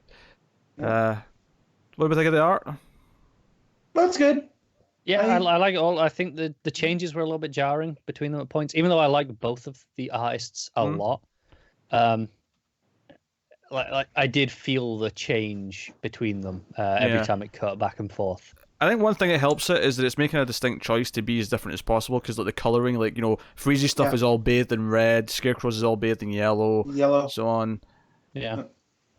So they all feel so different that it doesn't feel just like, because if it was meant to be like the same color palette, and it would feel more jarring. I think one of the most jarring changes is from Grundy into Two-Face, because they're both kind of in the pale browns kind of colors, and it switches. It feels jarring there.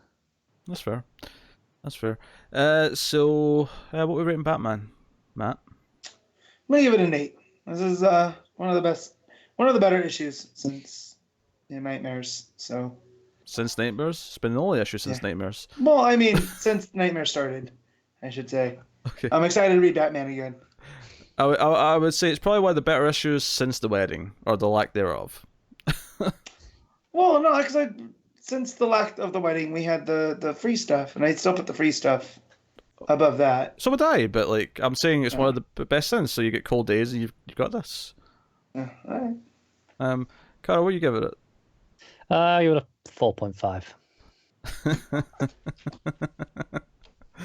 I'm going to give it a straight A as well. I was really into this issue, so, and I'm happy because for like 2 months there, I was like, oh, Batman's out this week.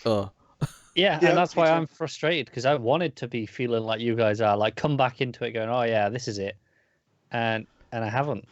But Ginger going to Ginger. Well, suppose. Well, that'll take us on then to Justice League 23, Scott Snyder writing with Jorge Jimenez on the art. And this is, I guess, where we get to flip things, and Connor can be positive, and I can be a little bit negative. Well, one of us has to be. Actually, no, I mean, the stuff in here, I like the core mechanic of like the Justice League are in the cells, and this little Martian kid like breaks them out, but it also breaks out all the other villains, so they have to kind of run. They don't have their powers because they've got the dampeners on. So yeah, they're handcuffed, so they're running with the hands behind the back. There's the joke that Flash is actually in last place, and he's like, "Hey, hold up, guys!" Like that's kind of funny. Like, okay, I'll do that. And they get saved at the end by the Legion of Doom in this future, who are all either good guys or whatever, and this is Cheetah with the eye patch, and Darkseid's the pilot, and I'm like, okay, this is kind of fun in a funky kind of way.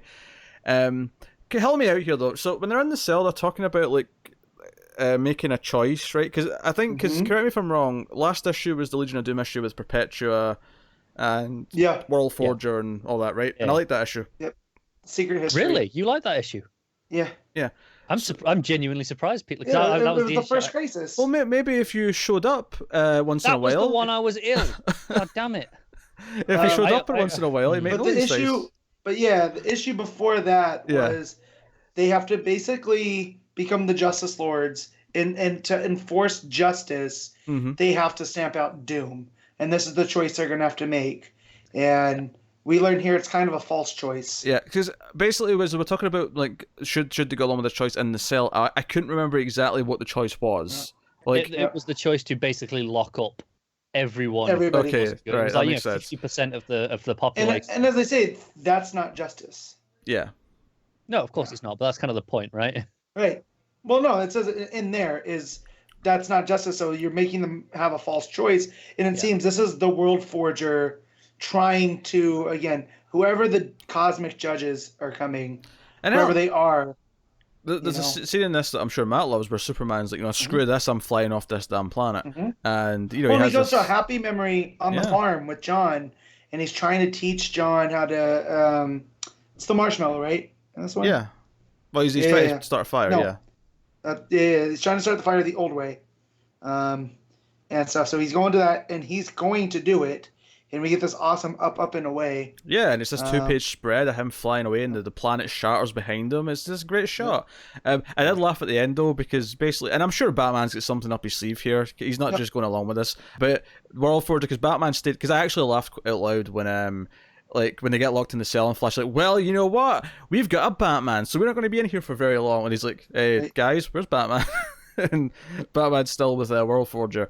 And World Forger's trying to get him to go along with his plan, and he's like, hey, here's the basically control of the universe that Superman's in. You can take away the suns. Yeah, the suns are close enough that it keeps him alive, but not far enough away that he shouldn't be able to break out. Yeah, it just keeps him weak enough. And although he acknowledges that this is the prime Superman, and maybe, maybe he can. Every other Superman has failed. Yeah, but this one's special. So, and then it's also, if I understand it right, Batman's gonna have to sacrifice himself, because the way that this World Forger thing works is they're gonna bring this new reality in, lay it over, and everybody that's around in the current one that Mixie and Batmite are destroying will be overlaid and just accept that new fate. But that's who they become. I laughed at the end, though, because Batman basically, moves some suns away, and Superman's left dying, and I'm like, Matt's gonna hate this because Batman just killed Superman. Yeah. That's what we think, but I also, Batman, again, stupidly, he always has a plan. He does. Right? I'm sure he Can't does. Be Batman. Yeah, there's no way Batman's just gonna This doesn't have to be Batman. Anyone who just went along with this and went, yeah, all right, we'd be going, no, they got something up the sleeve, sure. Right. Yeah. But I also, with what the World Forger tells him, there's a reason why you two have the fifth dimensional imps assigned to you. It always comes down to you two. And I like that because they're the two sides of the coin here. From back in their creation. Sorry, Kite Man. Yeah. So, but yeah, what do they say? Where's that at? I'm looking. Radio, good for radio. Is looking through pages for information. Yeah, I don't know which bit he's looking for to try and jump in and help. It's the when he tells them about the imps. There's a thing that I wanted to. It's funny, just to I actually kind of enjoyed almost all of this issue. Any problems I have just kind of stem from the ongoing kind of lingering problems that I already felt, and also just the fact that I couldn't remember parts of the plot of the last issue, which wasn't the last issue. It was 2 issues ago now because the last one was the Doom one. Yeah, but no, I liked all that first crisis set up in the little this is why the Anti-Mortar's pissed. I just assumed that it would have been a bit too big multiverse exposition. It was a bit exposition-y, don't get me wrong, but it got interesting. It got interesting in what it was tying into. No, I'm glad you enjoyed it. Don't get me wrong, because I really enjoyed it. I only actually read it the other day because I was ill that week and didn't read any of my books. Yes, he was ill. I was ill. God damn it. I mean, he faked a bad voice in a couple of videos to try and prove that he was ill. If I could fake that shit, oh man, I'd be using all the time to get out of stuff. So basically what the World Forger says is, in most universes, at the end it comes down to a battle between you and him. Will to win versus faith and a happy ending. And that's why both of you have fifth dimensional imps assigned to you. So I like that. I like that no matter what happens, it always comes down to Superman and Batman. Yeah. And I'm sure Batman's got a plan here where ultimately he's just going to say, because he's going to be like, it always comes down to me versus him. Well, we're different because we're not going to be versus each other. We're going to be united, Right. Yeah. So, unlike certain, Zack Snyder. It almost feels like going, hey, that Batman versus Superman movie? That was one of them shitty pairs that weren't good enough. But and again, it always goes back to this. What I try to tell people who like that movie And I go, it's never earned, because the reason why it's so effective in The Dark Knight Returns is because of their previous relationship. Yeah. In Batman vs Superman, they don't have a previous relationship. No. You know?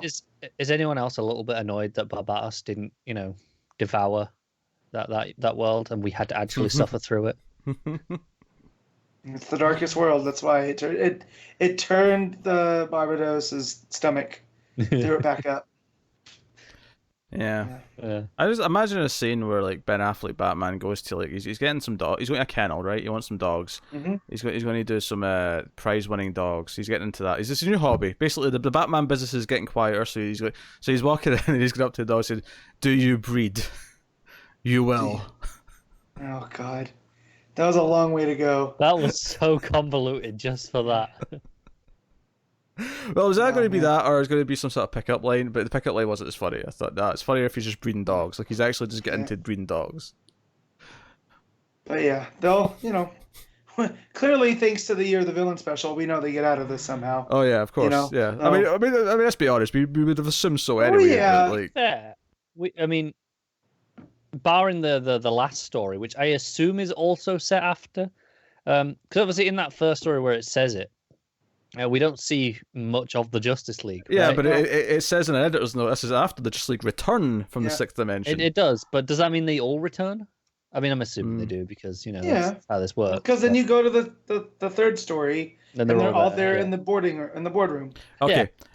I'm going to rewrite that Batman v Superman scene, but I think this is better, right? For God's sake. So he says, "Do you bleed?" I want a version of that where Superman just leans in and says, "I ain't got time to bleed." It's better. Okay. Tie him with Predator. And then he flicks him into the sun, and the movie's over. That's fine. I'll take Doing it. us all a mercy. If anything, I want Jesse the Boy Ventura to actually play the role, though. The Superman yell he's a sexual Tyrannosaurus. Yes. Yeah, but it's a sexual super Tyrannosaurus. No, I don't know where I'm going with this. Look, Justice League was fairly entertaining. All right, this issue. So Connor, what are you rating it? I'm giving it a solid 8. Oh wow. Yeah, I'm digging it. I'm really feeling the art as well right now. Jimenez is being solid. Matt, what are you rating it? Yeah, 7.5. It's fine. Yeah, I'm going to concur with the 7.5. I think it's one of the best issues of this arc. Obviously the build up to get here, I still don't feel that the emotional weight in it, but this one was a bit more fun just with the shenanigans that they're thrown at us, and there's some great pages, but particularly Superman flying off that planet and it shattering is really good. And that'll take us on to Young Justice issue 5. Brian Michael Bendis writing with Doc Shaner and John Timms on the art. This is obviously we've got fighting with Lord Opal's forces and the Young Justice are all Dark Opal. Yeah, and there's some good banter as you expect, and I think either Tim or Connor yells out like, "Oh, Jenny Hicks is my new favorite because of what she does with the truck," and then Cassie's like, "Wait, was I your favorite before?" It's like, "You were top 10." It's like, "Oh, that's sweet." Yeah, it was Connor. Was it Connor? Yeah, it was Connor. Yeah, but most of this issue, and probably the more interesting part here, is the flashback, and it's Tim's flashback where he's with Stephanie and they're outside the Hall of Justice. This was after they left in the car from the Detective Comics run, and I mean it's a fair bit after because it's like 2 days before the events of this book, but they're there because Tim's having these weird feelings that something in his mind's been affected, that he's changed. He's got this memories of this past life that have seeped through, and they go to Zatanna, and Zatanna does a bit of a magic mind probe. And he basically gets his memories back of Young Justice and Connor and Impulse and everyone, and he's excited to say that Stephanie was there too, and she's not just a part of this timeline. That she has something to him in both. So it's not just Young Justice. It is it's the '90s Young Justice here, down to Little Lobo. When they de-aged Lobo and he was on the team, to Arrowette and The Secret. Yeah, it was a 2-page spread of just the 90s. Yeah. Yeah. With Snapper Carr snapping his fingers. The Rays there. I got to that page and I was like, oh, okay, this is what we're doing. Like, and after Rebirth, where it seemed like they were trying to get away from certain things, and even the New 52, where this never happened, just the fact that we got to see Secret in 2019, like, holy crap. But I also like that it's Zatanna, like Tim knew to go see Zatanna because she's the one that could to do all this. So I like that there. And there's a little bit of synergy here where she mentions Wonder Twins. Like, I'd invite you and say it, but the Wonder Twins did you know what, I won't even going to tell you, but just you're better off out here. So I like it. Obviously, one of my complaints is that Stephanie, since Rebirth, has just been Tim's girlfriend and not had much of her own. So obviously, I'm hoping there's some sort of plan for her and all this. They've given her an excuse to go away separate just now, but I think it is just an excuse to not be with Tim. And her dad's the Clue Master, right? That's why she's spoiler. Yeah, from what I recall, yeah. Because so they kept calling him Master Thief, and I was like, wait, is this a thing now? Or are they just using that as a title? Like, I don't think they're saying he's the Master Thief. He's just a Master Right. Thief. Yeah. Okay. Yeah. So, that's what I thought. He was Clue Master or something like that. Yeah, something like that. Check this. But yeah, there's the first stuff though. Even in the Opal stuff when they're fighting him, where Opal's basically making this villain speech. He's got kryptonite and it's hurting Connor, and Impulse just grabs it and bolts. And it's this great moment where he runs back before he even finishes his sentence. He's like, "Did I miss it, guys?" He's like, "Nope." And then they all like fight him together, and it's a crowd pleasing moment. This is like he thinks he's got them all trapped. He thinks he's neutralized Connor Kent, and Impulse is like, "No, I'll just grab it and run it away." Well, and you find out that it's Dark Opal's power that's tearing Gem World apart. It has nothing to do with the crises. Oh yeah. It's that he is overmined the world basically, and but where he goes, "Don't worry," or it says, "Wait, don't answer the question until I get back," and then you follow his trail with the word balloon trail. I thought it's a fantastic page. That was pretty fun. I love that. Yeah. And then the book ends with just Tim and Steph promising to meet back in a couple of days. Tim might have missed that meeting date because of what they're doing, but we'll see. But no, this was probably the best issue of the book so far. Yeah, it's really good. And I don't want to say it's just based off of nostalgia, but part of it is nostalgia. Like, and that page. Part of it is, but part of it, I'm like the fact that Tim just flat out knows his history now. He knows these characters. It doesn't necessarily explain. We still have answers for Connor to get about why he's around and what his current predicament. We know some of it. We still have to get some for Impulse, but like. We're putting the pieces in place. Like we now know that Tim remembers them all. Like he's aware of this team, so that's pretty cool. And then the action's good. I like when he comes out from the vision from Zatanna. He's like, "Connor Kent's my best friend," and spoilers like, wait, who? Did you say Kent? Like I love that whole idea. Yeah. I should call Superman. Oh, he must be off world. He's not picking up. Man, really good. That was really good, and the art's really great. Obviously there was no Gleason on this issue, but I didn't necessarily feel the absence too much. Well, he has that first page, doesn't he? That's kind of like a pin-up, almost like a roll call. That may be him. Yeah, maybe the roll call page may be him. That's him, and that's really cool too because you get a look at all of them. From Amethyst to... It is kind of a recap page, actually. The text is basically... Yeah, that's what I meant. Not a roll call, a recap page is what I meant to say. But yeah, you have Amethyst and Tim and Jenny Hex and like...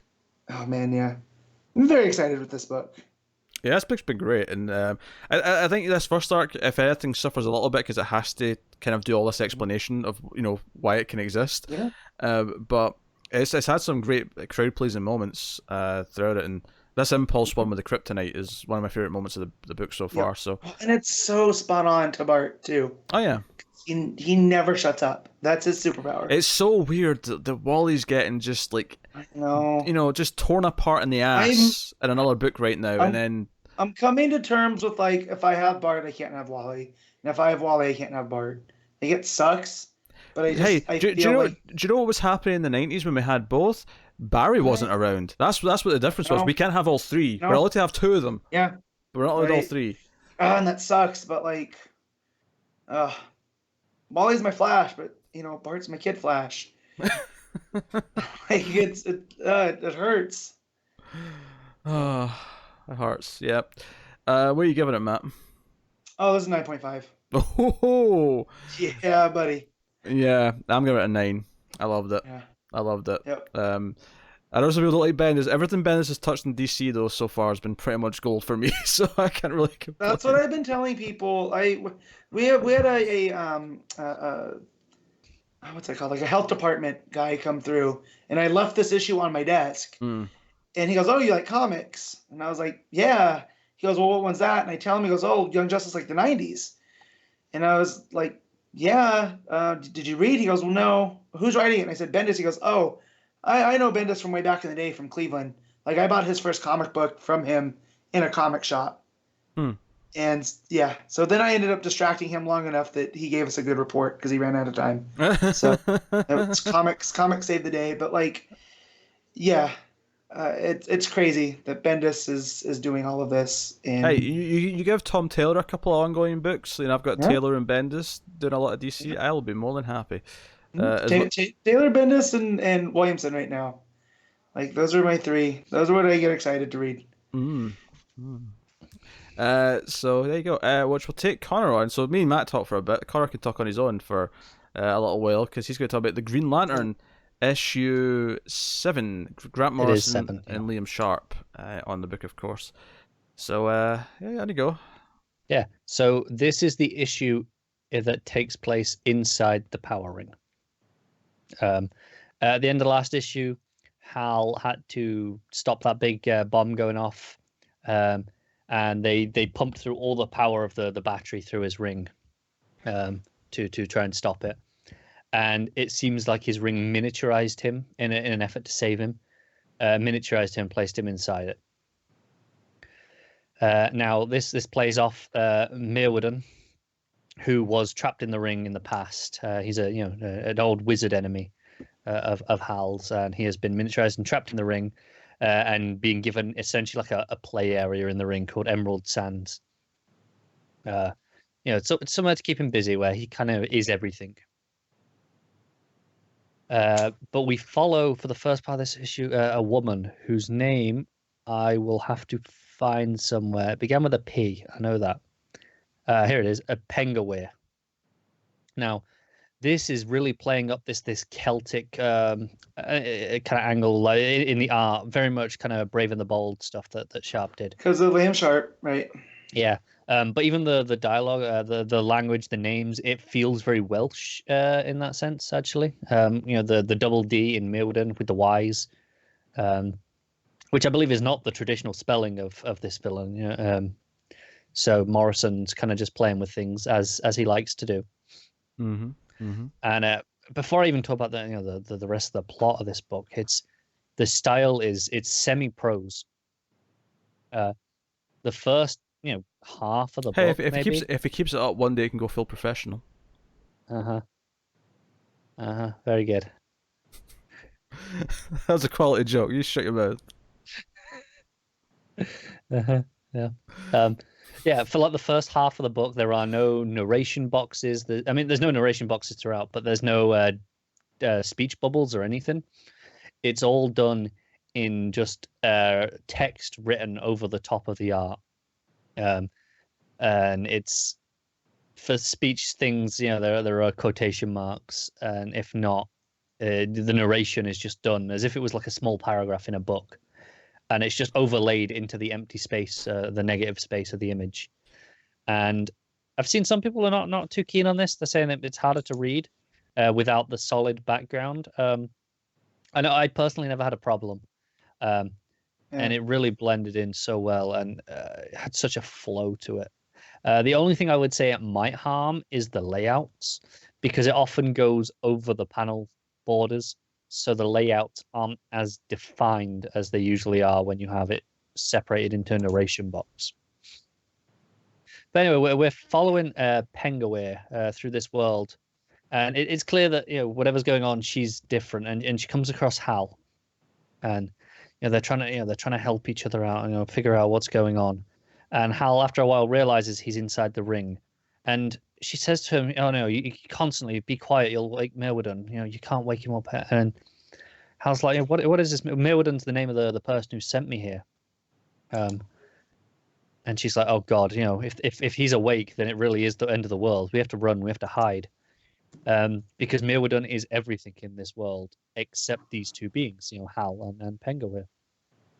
And Hal, he comes to this realization as it's going on that Pengawir is power ring. It's the AI inside the ring. That's what this being is. Because everything is literalized in this magic world here inside the ring. And it's this great journey of like, okay, we need to figure out how to get the ring home, because the ring's dying. Essentially, it's running out of charge. If it dies entirely, everything in here kind of just switches off, and it's lost. And the ring is just floating through space. So Hal has to use his ridiculous amount of willpower to try and sort it out. Because about differently, he actively chooses to wake up Mirwardon. He's like, "Oh, you keep telling me I got to whisper, but I'm not one for following rules." So he shouts out. And he's like, "Okay, Mirwardon, you need to help us out. We need to work together on this. All of this, magic that you've got that's keeping this place alive, get rid of it. Call it all back to you. Let's just, use the magic to propel the ring towards Oa, so that we can survive. If you don't, you'll die along with us." And that's no good for anyone. Mirwardon, he kind of agrees. And there's this really touchy part where Hal's not sure it's going to get there in time, and him and the ring are essentially dying, and the pair of them are lying there. It's all this gorgeous. It's all bathed in this kind of bluey green light, all issue, because it's inside the ring, and it really plays excellently here. But it does make it to Oa, and they find they find the life sign inside it, and unminiaturize him. He comes out and he does the oath to charge it up before the ring dies, and you get this shot of all life returning inside the ring, all the world. All these flowers spring up, and the power ring. Pengawir is alive again, and it is fine. And that's how the issue ends, just with the oath. The final page is a full page of him just Green Lantern's light into the ring. It's fantastic. It's one of the best issues of the book, and I think it's been getting better and better as it's gone on. But this is probably Sharp's finest work on it as well. It's excellent stuff. Morrison's kind of playing into that mythology here, which is really cool. It's establishing this world within the ring. The only thing I have a gripe with, from a continuity sense, more than anything, is multiple times the ring references how now it's Hal Jordan, but it used to be wielded by Abin Sur.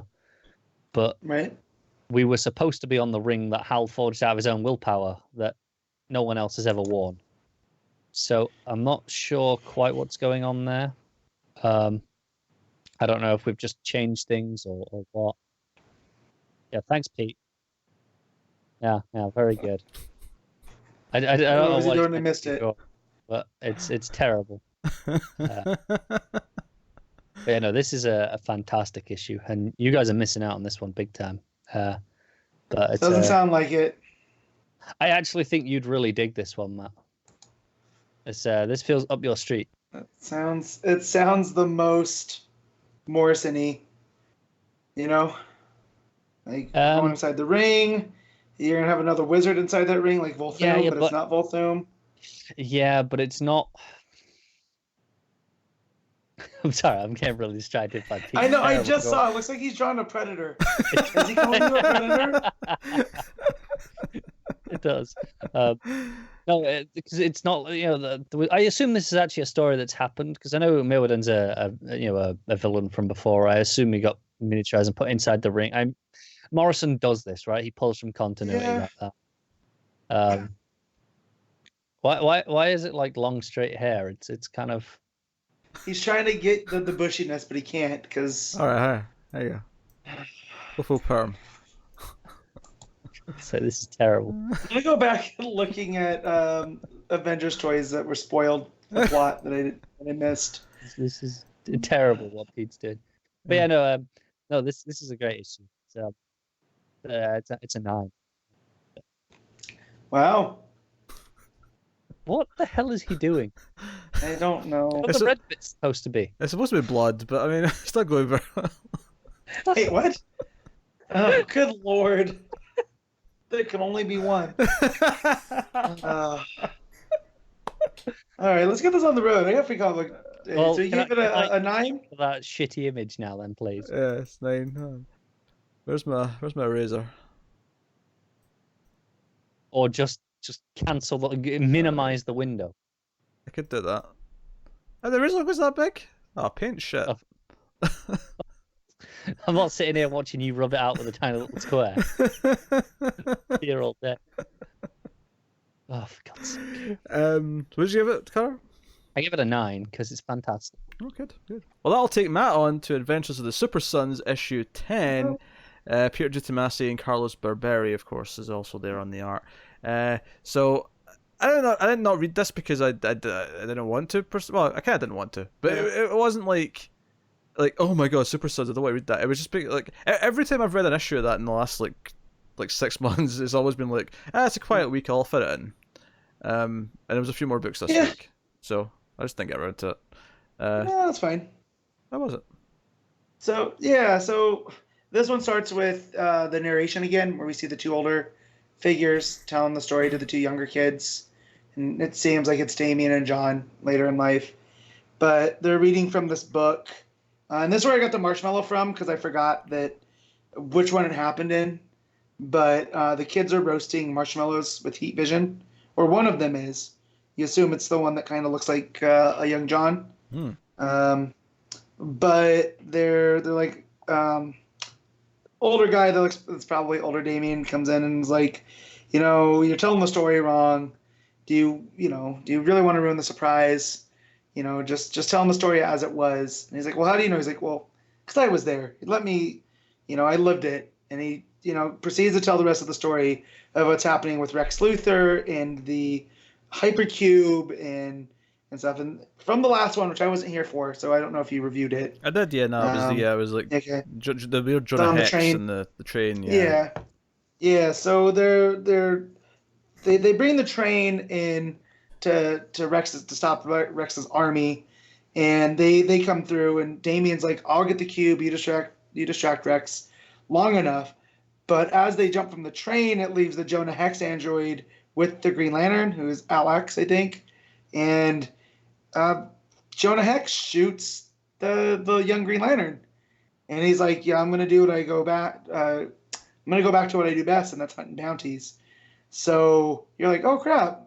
They just told him that he gets to make a choice, and his first choice is, I'm going to turn on all these guys. And it goes to John fighting Rex, and there's a Bizarro kid, or a Kid Bizarro, that actually, he likes having the powers, but he doesn't know how to speak Bizarro. And he starts yelling at Rex that this is stupid. I don't know why I have to keep doing this. So it added to some fun, but it looks pretty dire until here comes Alex with the Jonah Hex android, and it turns out that by shooting him, it kicked the emergency protocols in to the Green Lantern ring, to the training ring, and it allowed just enough energy to kind of save the day for them. And it ends up foiling Rex's plan of using the hyper cube to invade Earth.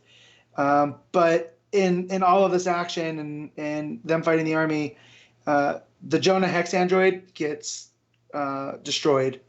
And so, of course, the Super Sons feel bad about it because it's Rex that, finally terminates the android.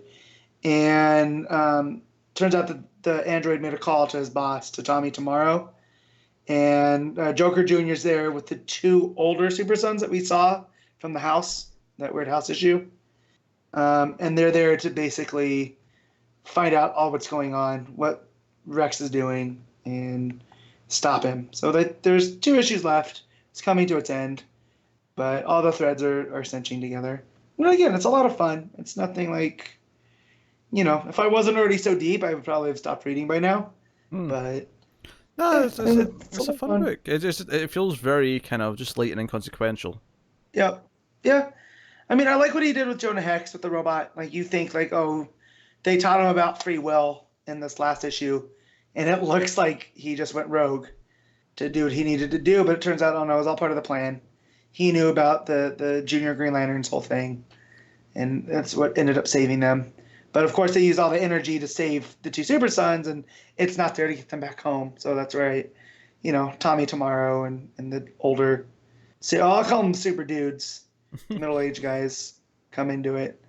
So, but yeah, you feel like Tomasi's having his own story here, and yeah, it cracks me up with the marshmallows at the beginning, and the two old versions of them arguing with each other, talking to who I'm assuming is their grandkids. Maybe somehow they're related by now, but yeah. So rating it, I'll give it like a 7. Again, it's nothing fantastic, but it's definitely readable. Yeah, that's good. Which will take us on to the final book of the week, which is not a new book. That was the last new book, but the final book that's going to be discussed this week is Connor catching up on a Patreon pick. What is that, you might ask? Well, one of the tiers on patreon.com/MailFuzzTV, you can make me or Connor read a book once per month, and Connor's catching up on one of his picks, and that is Red Hood Outlaw, issue 31. Scott Lobdell writing with Pete Woods on the art. So, naturally... should I try and draw a Red Hood over Connor's face? I think that's maybe something I should do. Or you could just let me talk about the shitty book and we can end this show. I'm trying to give some visual entertainment for the people watching the video at the same time. Is my face in suffering not enough? It was 50 episodes ago. It's gotten old. Yeah. Crowbar's back in full force. Wait, who? So Crowbar. the crowbar. Yeah, like his crowbar, which was notably missing last time. Oh, okay, right, yes, that's right. Yeah, no, it's back. No, he's facing off against Solitary. This is this guy that's kind of split into 3. He's got like 3 faces, kind of. It's like a distortion effect. It's like a motion blur is the way it kind of presents. Okay, there's that after. It's the most Scott Liddell thing I've ever heard. Yeah, and I'm 99% certain last issue it revealed that this was Jason's dad. But this issue pretends we don't know that for like 3/4 of it, and then reveals it again to Jason. And I'm not sure if it's supposed to be like a haha, you didn't know this, or like did Lobdell forget that he actually told us this last time? Because it felt weird to me. I don't know. It was really strange. I am going to refer to Three Headman from henceforth as Peasant Ghidorah. Yeah, this dude's got king. I get it. Yeah, there you go. Yeah, I guess it.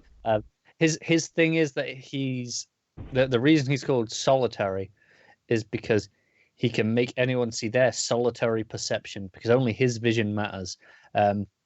He alters it so that people see what he wants them to see. So.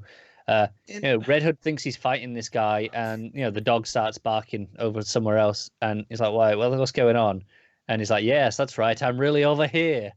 And Red's just like, his whole "God power damn." set is a Vince McMahon level overbooking of a name. Like, I understood that reference. I thank didn't. you, Pete. So in wrestling, overbooking is where like the story would be fine on its own, but you decide to add so many different elements that it just overinflates everything. Yeah, there's a word for this already. It's called being overstuffed. Yeah, but just even the name Solitary, and because of what he does is to make you see your solitary purpose, yet he has 3 faces with a motion blur thing, and he's Peasant Ghidorah. This is why I don't read. I'm sorry, Connor. Yeah. So Jason throws his crowbar at him, and then he misses, and he was like, "Aha, you missed. See, told you couldn't hit me." And he's like, "Well, I wasn't aiming for you. I was aiming for that tank behind you." So out comes Bunker, who throws a bunch of bricks in, because apparently Solitary's weakness is bricks. Magic purple bricks. Hey, I think bricks your weaknesses, but if I threw a brick at your head, I'm pretty sure it would take you down. Yeah. What would that look like, Pete, if you were to draw it? Oh, it's funny you should ask. No, I don't mean it. I was kidding. For God's sake. Oh. But yeah, Bunker's like, yeah, sure, I'll Ginger help Predator you out. strikes again. I still can't believe that's said to be blood. Terrible. One of the worst lines in this is Solitary goes, I call myself Solitary because only my vision matters. My word is law. And Red Hood goes, well, unfortunately, I'm an outlaw. What? What? Just talk about your book. Just talk about your book. Sorry, I was. That was my what in was reaction to the line. I can't even see what you're drawing. It's too high up for the framing. Oh, quite right. Yeah. I'll move it down for everyone. Yeah. He's drawing a brick. Yeah, no, I figured it's supposed to be purple. It's purple bricks. Why is it purple bricks? Just color correct it. Because it's Bunker. Because He it's Bunker. makes magic purple bricks. Oh, fine, I'll make a purple brick. All right. Did you want from me? Yeah. How am I supposed to know it's a purple brick? I said purple. If you listened, you would know. This is what you get for not paying attention. I'm too busy creating a work of art, right? That'll rival Tom King's front covers. So bricks. That's his shtick. His weakness. Yeah. Magic purple bricks are weak. Yeah. But anyway, they're running away from him, and then Wingman shows up. It's like, hey, we didn't finish our conversation.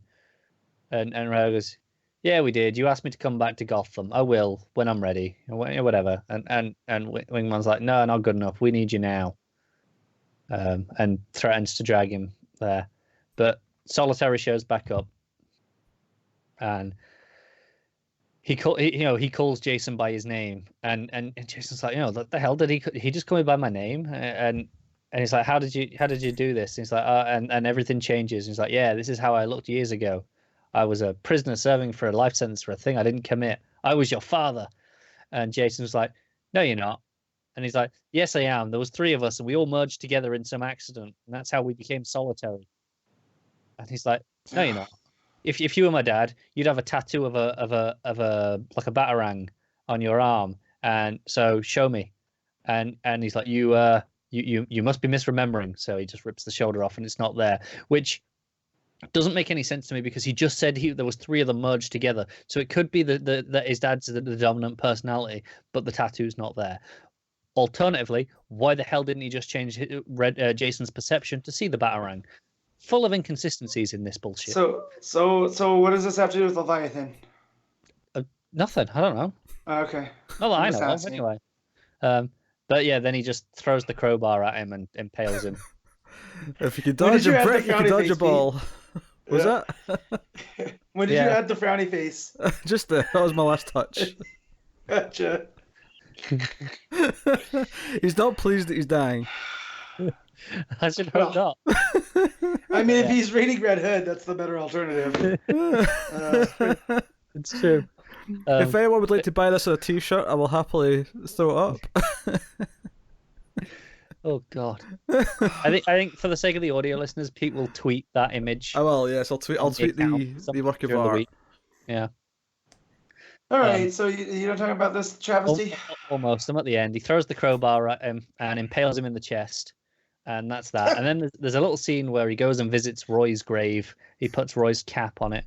Wingman and Bunker have come with him. Hey, and he's like, all right, let's go. Well, I got a few things to do first. You dodge a crowbar, you can dodge a ball. Yeah. But he couldn't, so. Well, he's not making the dodgeball team then, is he? No, he's not. He's a bit on the dead side for that. Sure, that movie's 15 years old. Just let that sink in for a little bit. 15 years old. I've read it now. You haven't read it now? Are you rating it though? It's a 3. It's a terrible issue, full of inconsistencies and terrible writing. Even more so than usual. So a Scott Liddell book. Oh dear. Matt. Yes, sir. Get off your phone. Stop being unprofessional. I'm on my tablet. Says the one who was just drawing. Same difference. And also, I was doing that for the entertainment of the viewers. I was thinking about my order, trying to remember which I had rated at what. Manny's prep time for the last part of the show, which it just so happens that we're there. This is where we pick our favourite stuff of the week, favourite panel / moment, favourite art, favourite cover, top 5 books of the week. So, without further ado, Matt, what was your best panel / moment? Oh, it's the Doc Shaner splash page from Young Justice. Mm. I love that page. I got to that page. I got so stoked. That's Nostalgia fair. is real. That was fair. Connor, what's your panel / moment? It's tempting to go with the big splash page from the Hero Villain, the Maniple one. Yeah, but it's obviously the brick getting thrown in Red Hood. He barely even throws any bricks at him. I don't know why he's so terrified. This is his panel of the week. What I made. No, my actual panel of the week is just Darkseid was. That's fair. It's impossible in another week that the Superman flying and the planet obliterating behind him might have got it. However, that's Mike's going. I'm going to go with Young Justice, but I'm not going with what Matt went with. I'm going with Bart stealing the kryptonite and running back. That was my run wrap. That's good. Oh, very good. Very witty. But yes, that's my panel / moment. So best cover of the week, Matt. What are you going with? This one was tough. Because there's nothing that really stood out. But I think I'm gonna have to go with the DCeased variant that I got on my shop, which is the It parody. Yeah, I'm going to be bored and probably pick the same thing. Yeah. I was going to. That's it. That's Young Justice cover. That's what I was going to say. I was going to pick that until I saw the Chris Anka Young Justice, and I'm a sucker for Chris. Yeah, it's Zatanna. I'm a sucker for Anka's stuff in general. Yeah, Zatanna holding Tim and Spoiler in her hand. That's a great cover. That's a really good cover. I'm still going to go with the DCeased variant, but that's a fair one. Top art of the week then, Matt. What's your pick?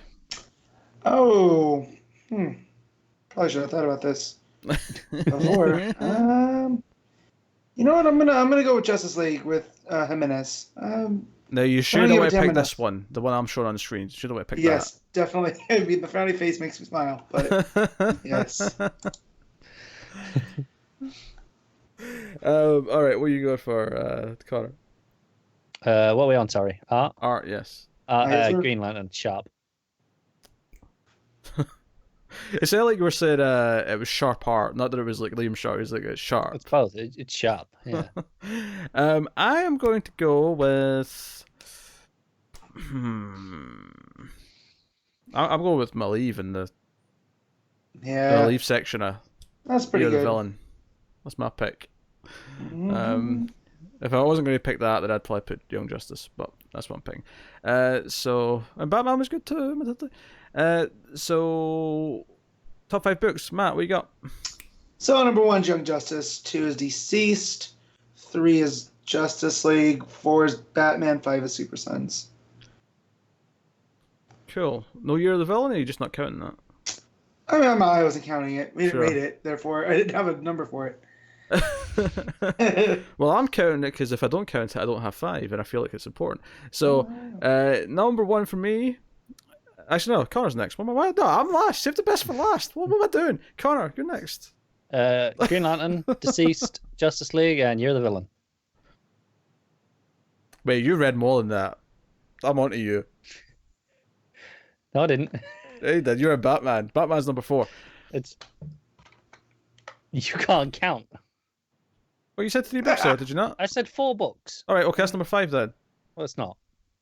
Yes, it is. By process of deduction, it's number 5. I said 5 books the first time. My number 1 is Young Justice. My number 2 is DCeased. My number 3 is Year of the Villain. My number 4 is what have I got left? Justice League. Yeah, Justice League, Batman. Batman number 4, Justice League number 5. I liked all those books though. I actually didn't read anything I didn't like this week. Despite the fact that we started this off with a really weird kind of like, oh, I'm sick of the Batman who laughs, and there's too many events. I actually liked all my books. What's that? You started off with that. I'm not sick of Batman who laughs. Oh yeah, no, I'm saying I started off that way, but like I actually liked all the books I read this week. So let it be known, it was not negativity from start to finish. There was a lot of positivity. All right, so I did ask the Twitters, or Twitter followers, for their favorite book. Very last minute though. Very last minute, but to be fair, they didn't let me down. They did not let me down. There's a nice handful of responses to it, all the same. So if you follow us at DC Comics Podcast every week, we will ask you either the day before or in this case, it was about an hour before we The started hour recording. What your favourite book of the week was. And the first one from at Korea-wide NWA was just simply cue the Tom Taylor soundbite. Smart. Tom Taylor. So I'll just play that, and that answers that question. So we did get some DCeased love, we did get some Green Lantern love, and yeah, it was basically just those two. So I'll read out some of the comments we had for those.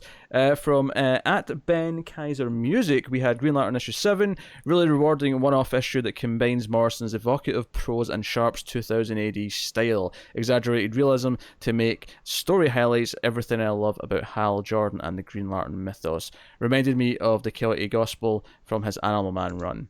And then so we had that, and Talking Superman didn't really say much. He just called us nerds. Instead Green Lantern. But in terms of DCeased, outside of the soundbite, from at Carthanis, definitely DCeased. I thought it was a very bold move by the Great One to take out Batman in issue 1. You don't see that very often. And then from at... Please tell me the Great One was all capitalized, as if it was a title, like a name. It was, yeah. Good stuff. Well, the first letters were, it wasn't like all caps. Yeah, but that's what I mean, like a name. Yeah, like a name, yeah. And then at the Glenn Clark... Etymology again.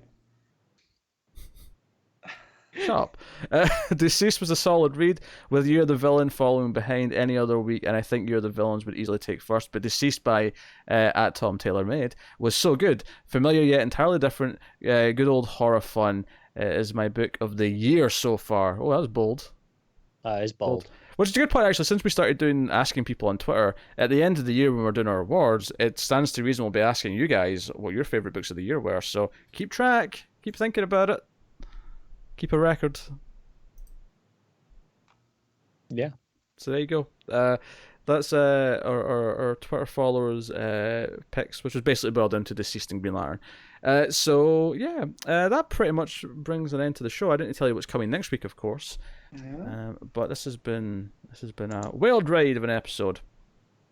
So coming next week, and there's at least one of these things that I'm sure has been pushed.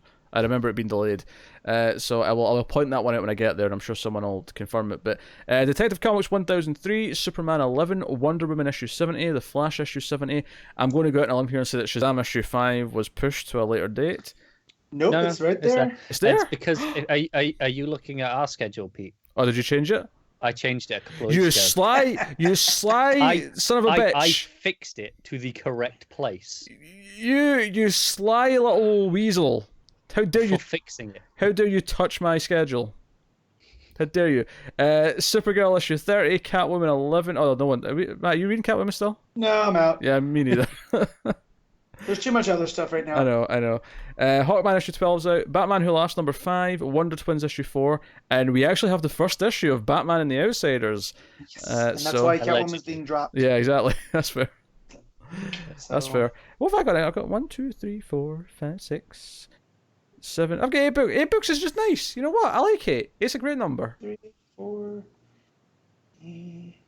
There you go, Hawkman. Yeah, I've got 8 as well. That's good. Well, Matt's got more. I have 8. How do you just have 8? The hell is Matt not reading? I'm not reading Catwoman. I'm not reading Tech. I'm not reading Justice League Odyssey. We're not reading Odyssey either, though. Yeah. No one's reading Catwoman. You should. You should have Wonder Twins.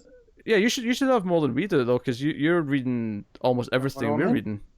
I have Wonder Woman. I have Wonder Twins. I have Supergirl. I have Shazam. I have Hawkman. I have Flash. You're not reading Batman Who Laughs? I have Batman Who Laughs, and I have Batman and the Outsiders. So you're reading 2 more than I am. That's 9. Did I miscount? Matt can't count. 7. 8. Yeah, it's 9. I can confirm it's 9. Whatever. Matt, good at languages, not at numbers. Yeah, that's exactly right. Story of my high school life. Math sucked. All right, well, on that weird bombshell, we can pretty much wrap up the show. Although Matt did mention Justice League Odyssey, that's also out, as is Red Hood Outlaw 34, which Connor will, of course, read eventually for Patreon, but it's not happened. It's not happening next week. So, although that said, you do have another Red Hood this month. You still have this month's Red Hood to do. So, unfortunately, exciting times. So that has been episode 153. I think. Yeah, that stands to reason. Does that sound right? Why not? Sounds in the ballpark. Well, Matt's apathy just makes me want to pause and It check is. It's 153. 153, good. All right, 153. Thank you very much for listening and enjoying. If you would like to help us out, you can, of course, do so by liking and subscribing on YouTube. If you're listening on a podcast app, especially iTunes, give us a 5-star rating, a little review. That helps out a lot. iTunes will put it out in the top charts and recommend it to people if it's got ratings and reviews and that kind of thing. So you can do that. Of course, if you want to support us financially, you can go to patreon.com/MailFuzzTV, where you can support us for as little as $1 per month. And if you go over to Patreon now and support us on this episode and let us know, Pete might even do you a little drawing. And Paint and Microsoft Paint, yes, you get a little drawing. Yeah. We finally found a worse artist than Tom King. I don't know if I agree that I'm worse than Tom King. I may fight you on that. I think you are. I'll take anyone else is better than me, but Tom King I'm going to dispute. So you can go to Patreon. An update on the monthly episode, because we're still obviously waiting on the Shazam episode going up because Connor's still not seen the movie. Because Connor's taking a while getting to see the movie, we're actually going to quickly do another episode first before we get to the Shazam one. I have had some problems with losing my bank card. Yes. So there's been some shenanigans. So we're doing an episode on Teen Titans Earth 1 before the Shazam one comes out. So you'll get two pretty quickly back to back on Patreon. So apologies for the delays, but those two will be going up fairly close together soonish. Assuming the movie's not left theaters by the time Connor gets to see it. In which case the Shazam episode will just be in 2 months' time. I'm really, really hoping next week is my week. Yes. This is it. Bloody hell. So that's been the episode. That's been 153 of Comics from the Multiverse. So thank you very much for watching. And it's actually worth mentioning here, we're not doing anything special for it. We'll do something special for episode 200. But it is worth mentioning that this month is actually the 3-year anniversary of this show. So. Oh wow. Yeah. Christ, 3 years of this shit. I know. It's amazing, right? So thank you very much for supporting us all this time. Thank you for being viewers and listeners and everything else. You're all wonderful people, except Talking Superman. That guy is just the worst. But thank you very much for watching and listening. We always appreciate it. Keep reading DC Comics, but remember that sometimes... That's the wrong outro. Pete forgets how to end the show. 3 years. What he meant to say 3 years. I think what he meant to say is, may the force be with you. Always. I take it back. Talking Superman is not the worst. Matt is the worst. Yeah, we all do this. Remember to never get lost in the Speed Force.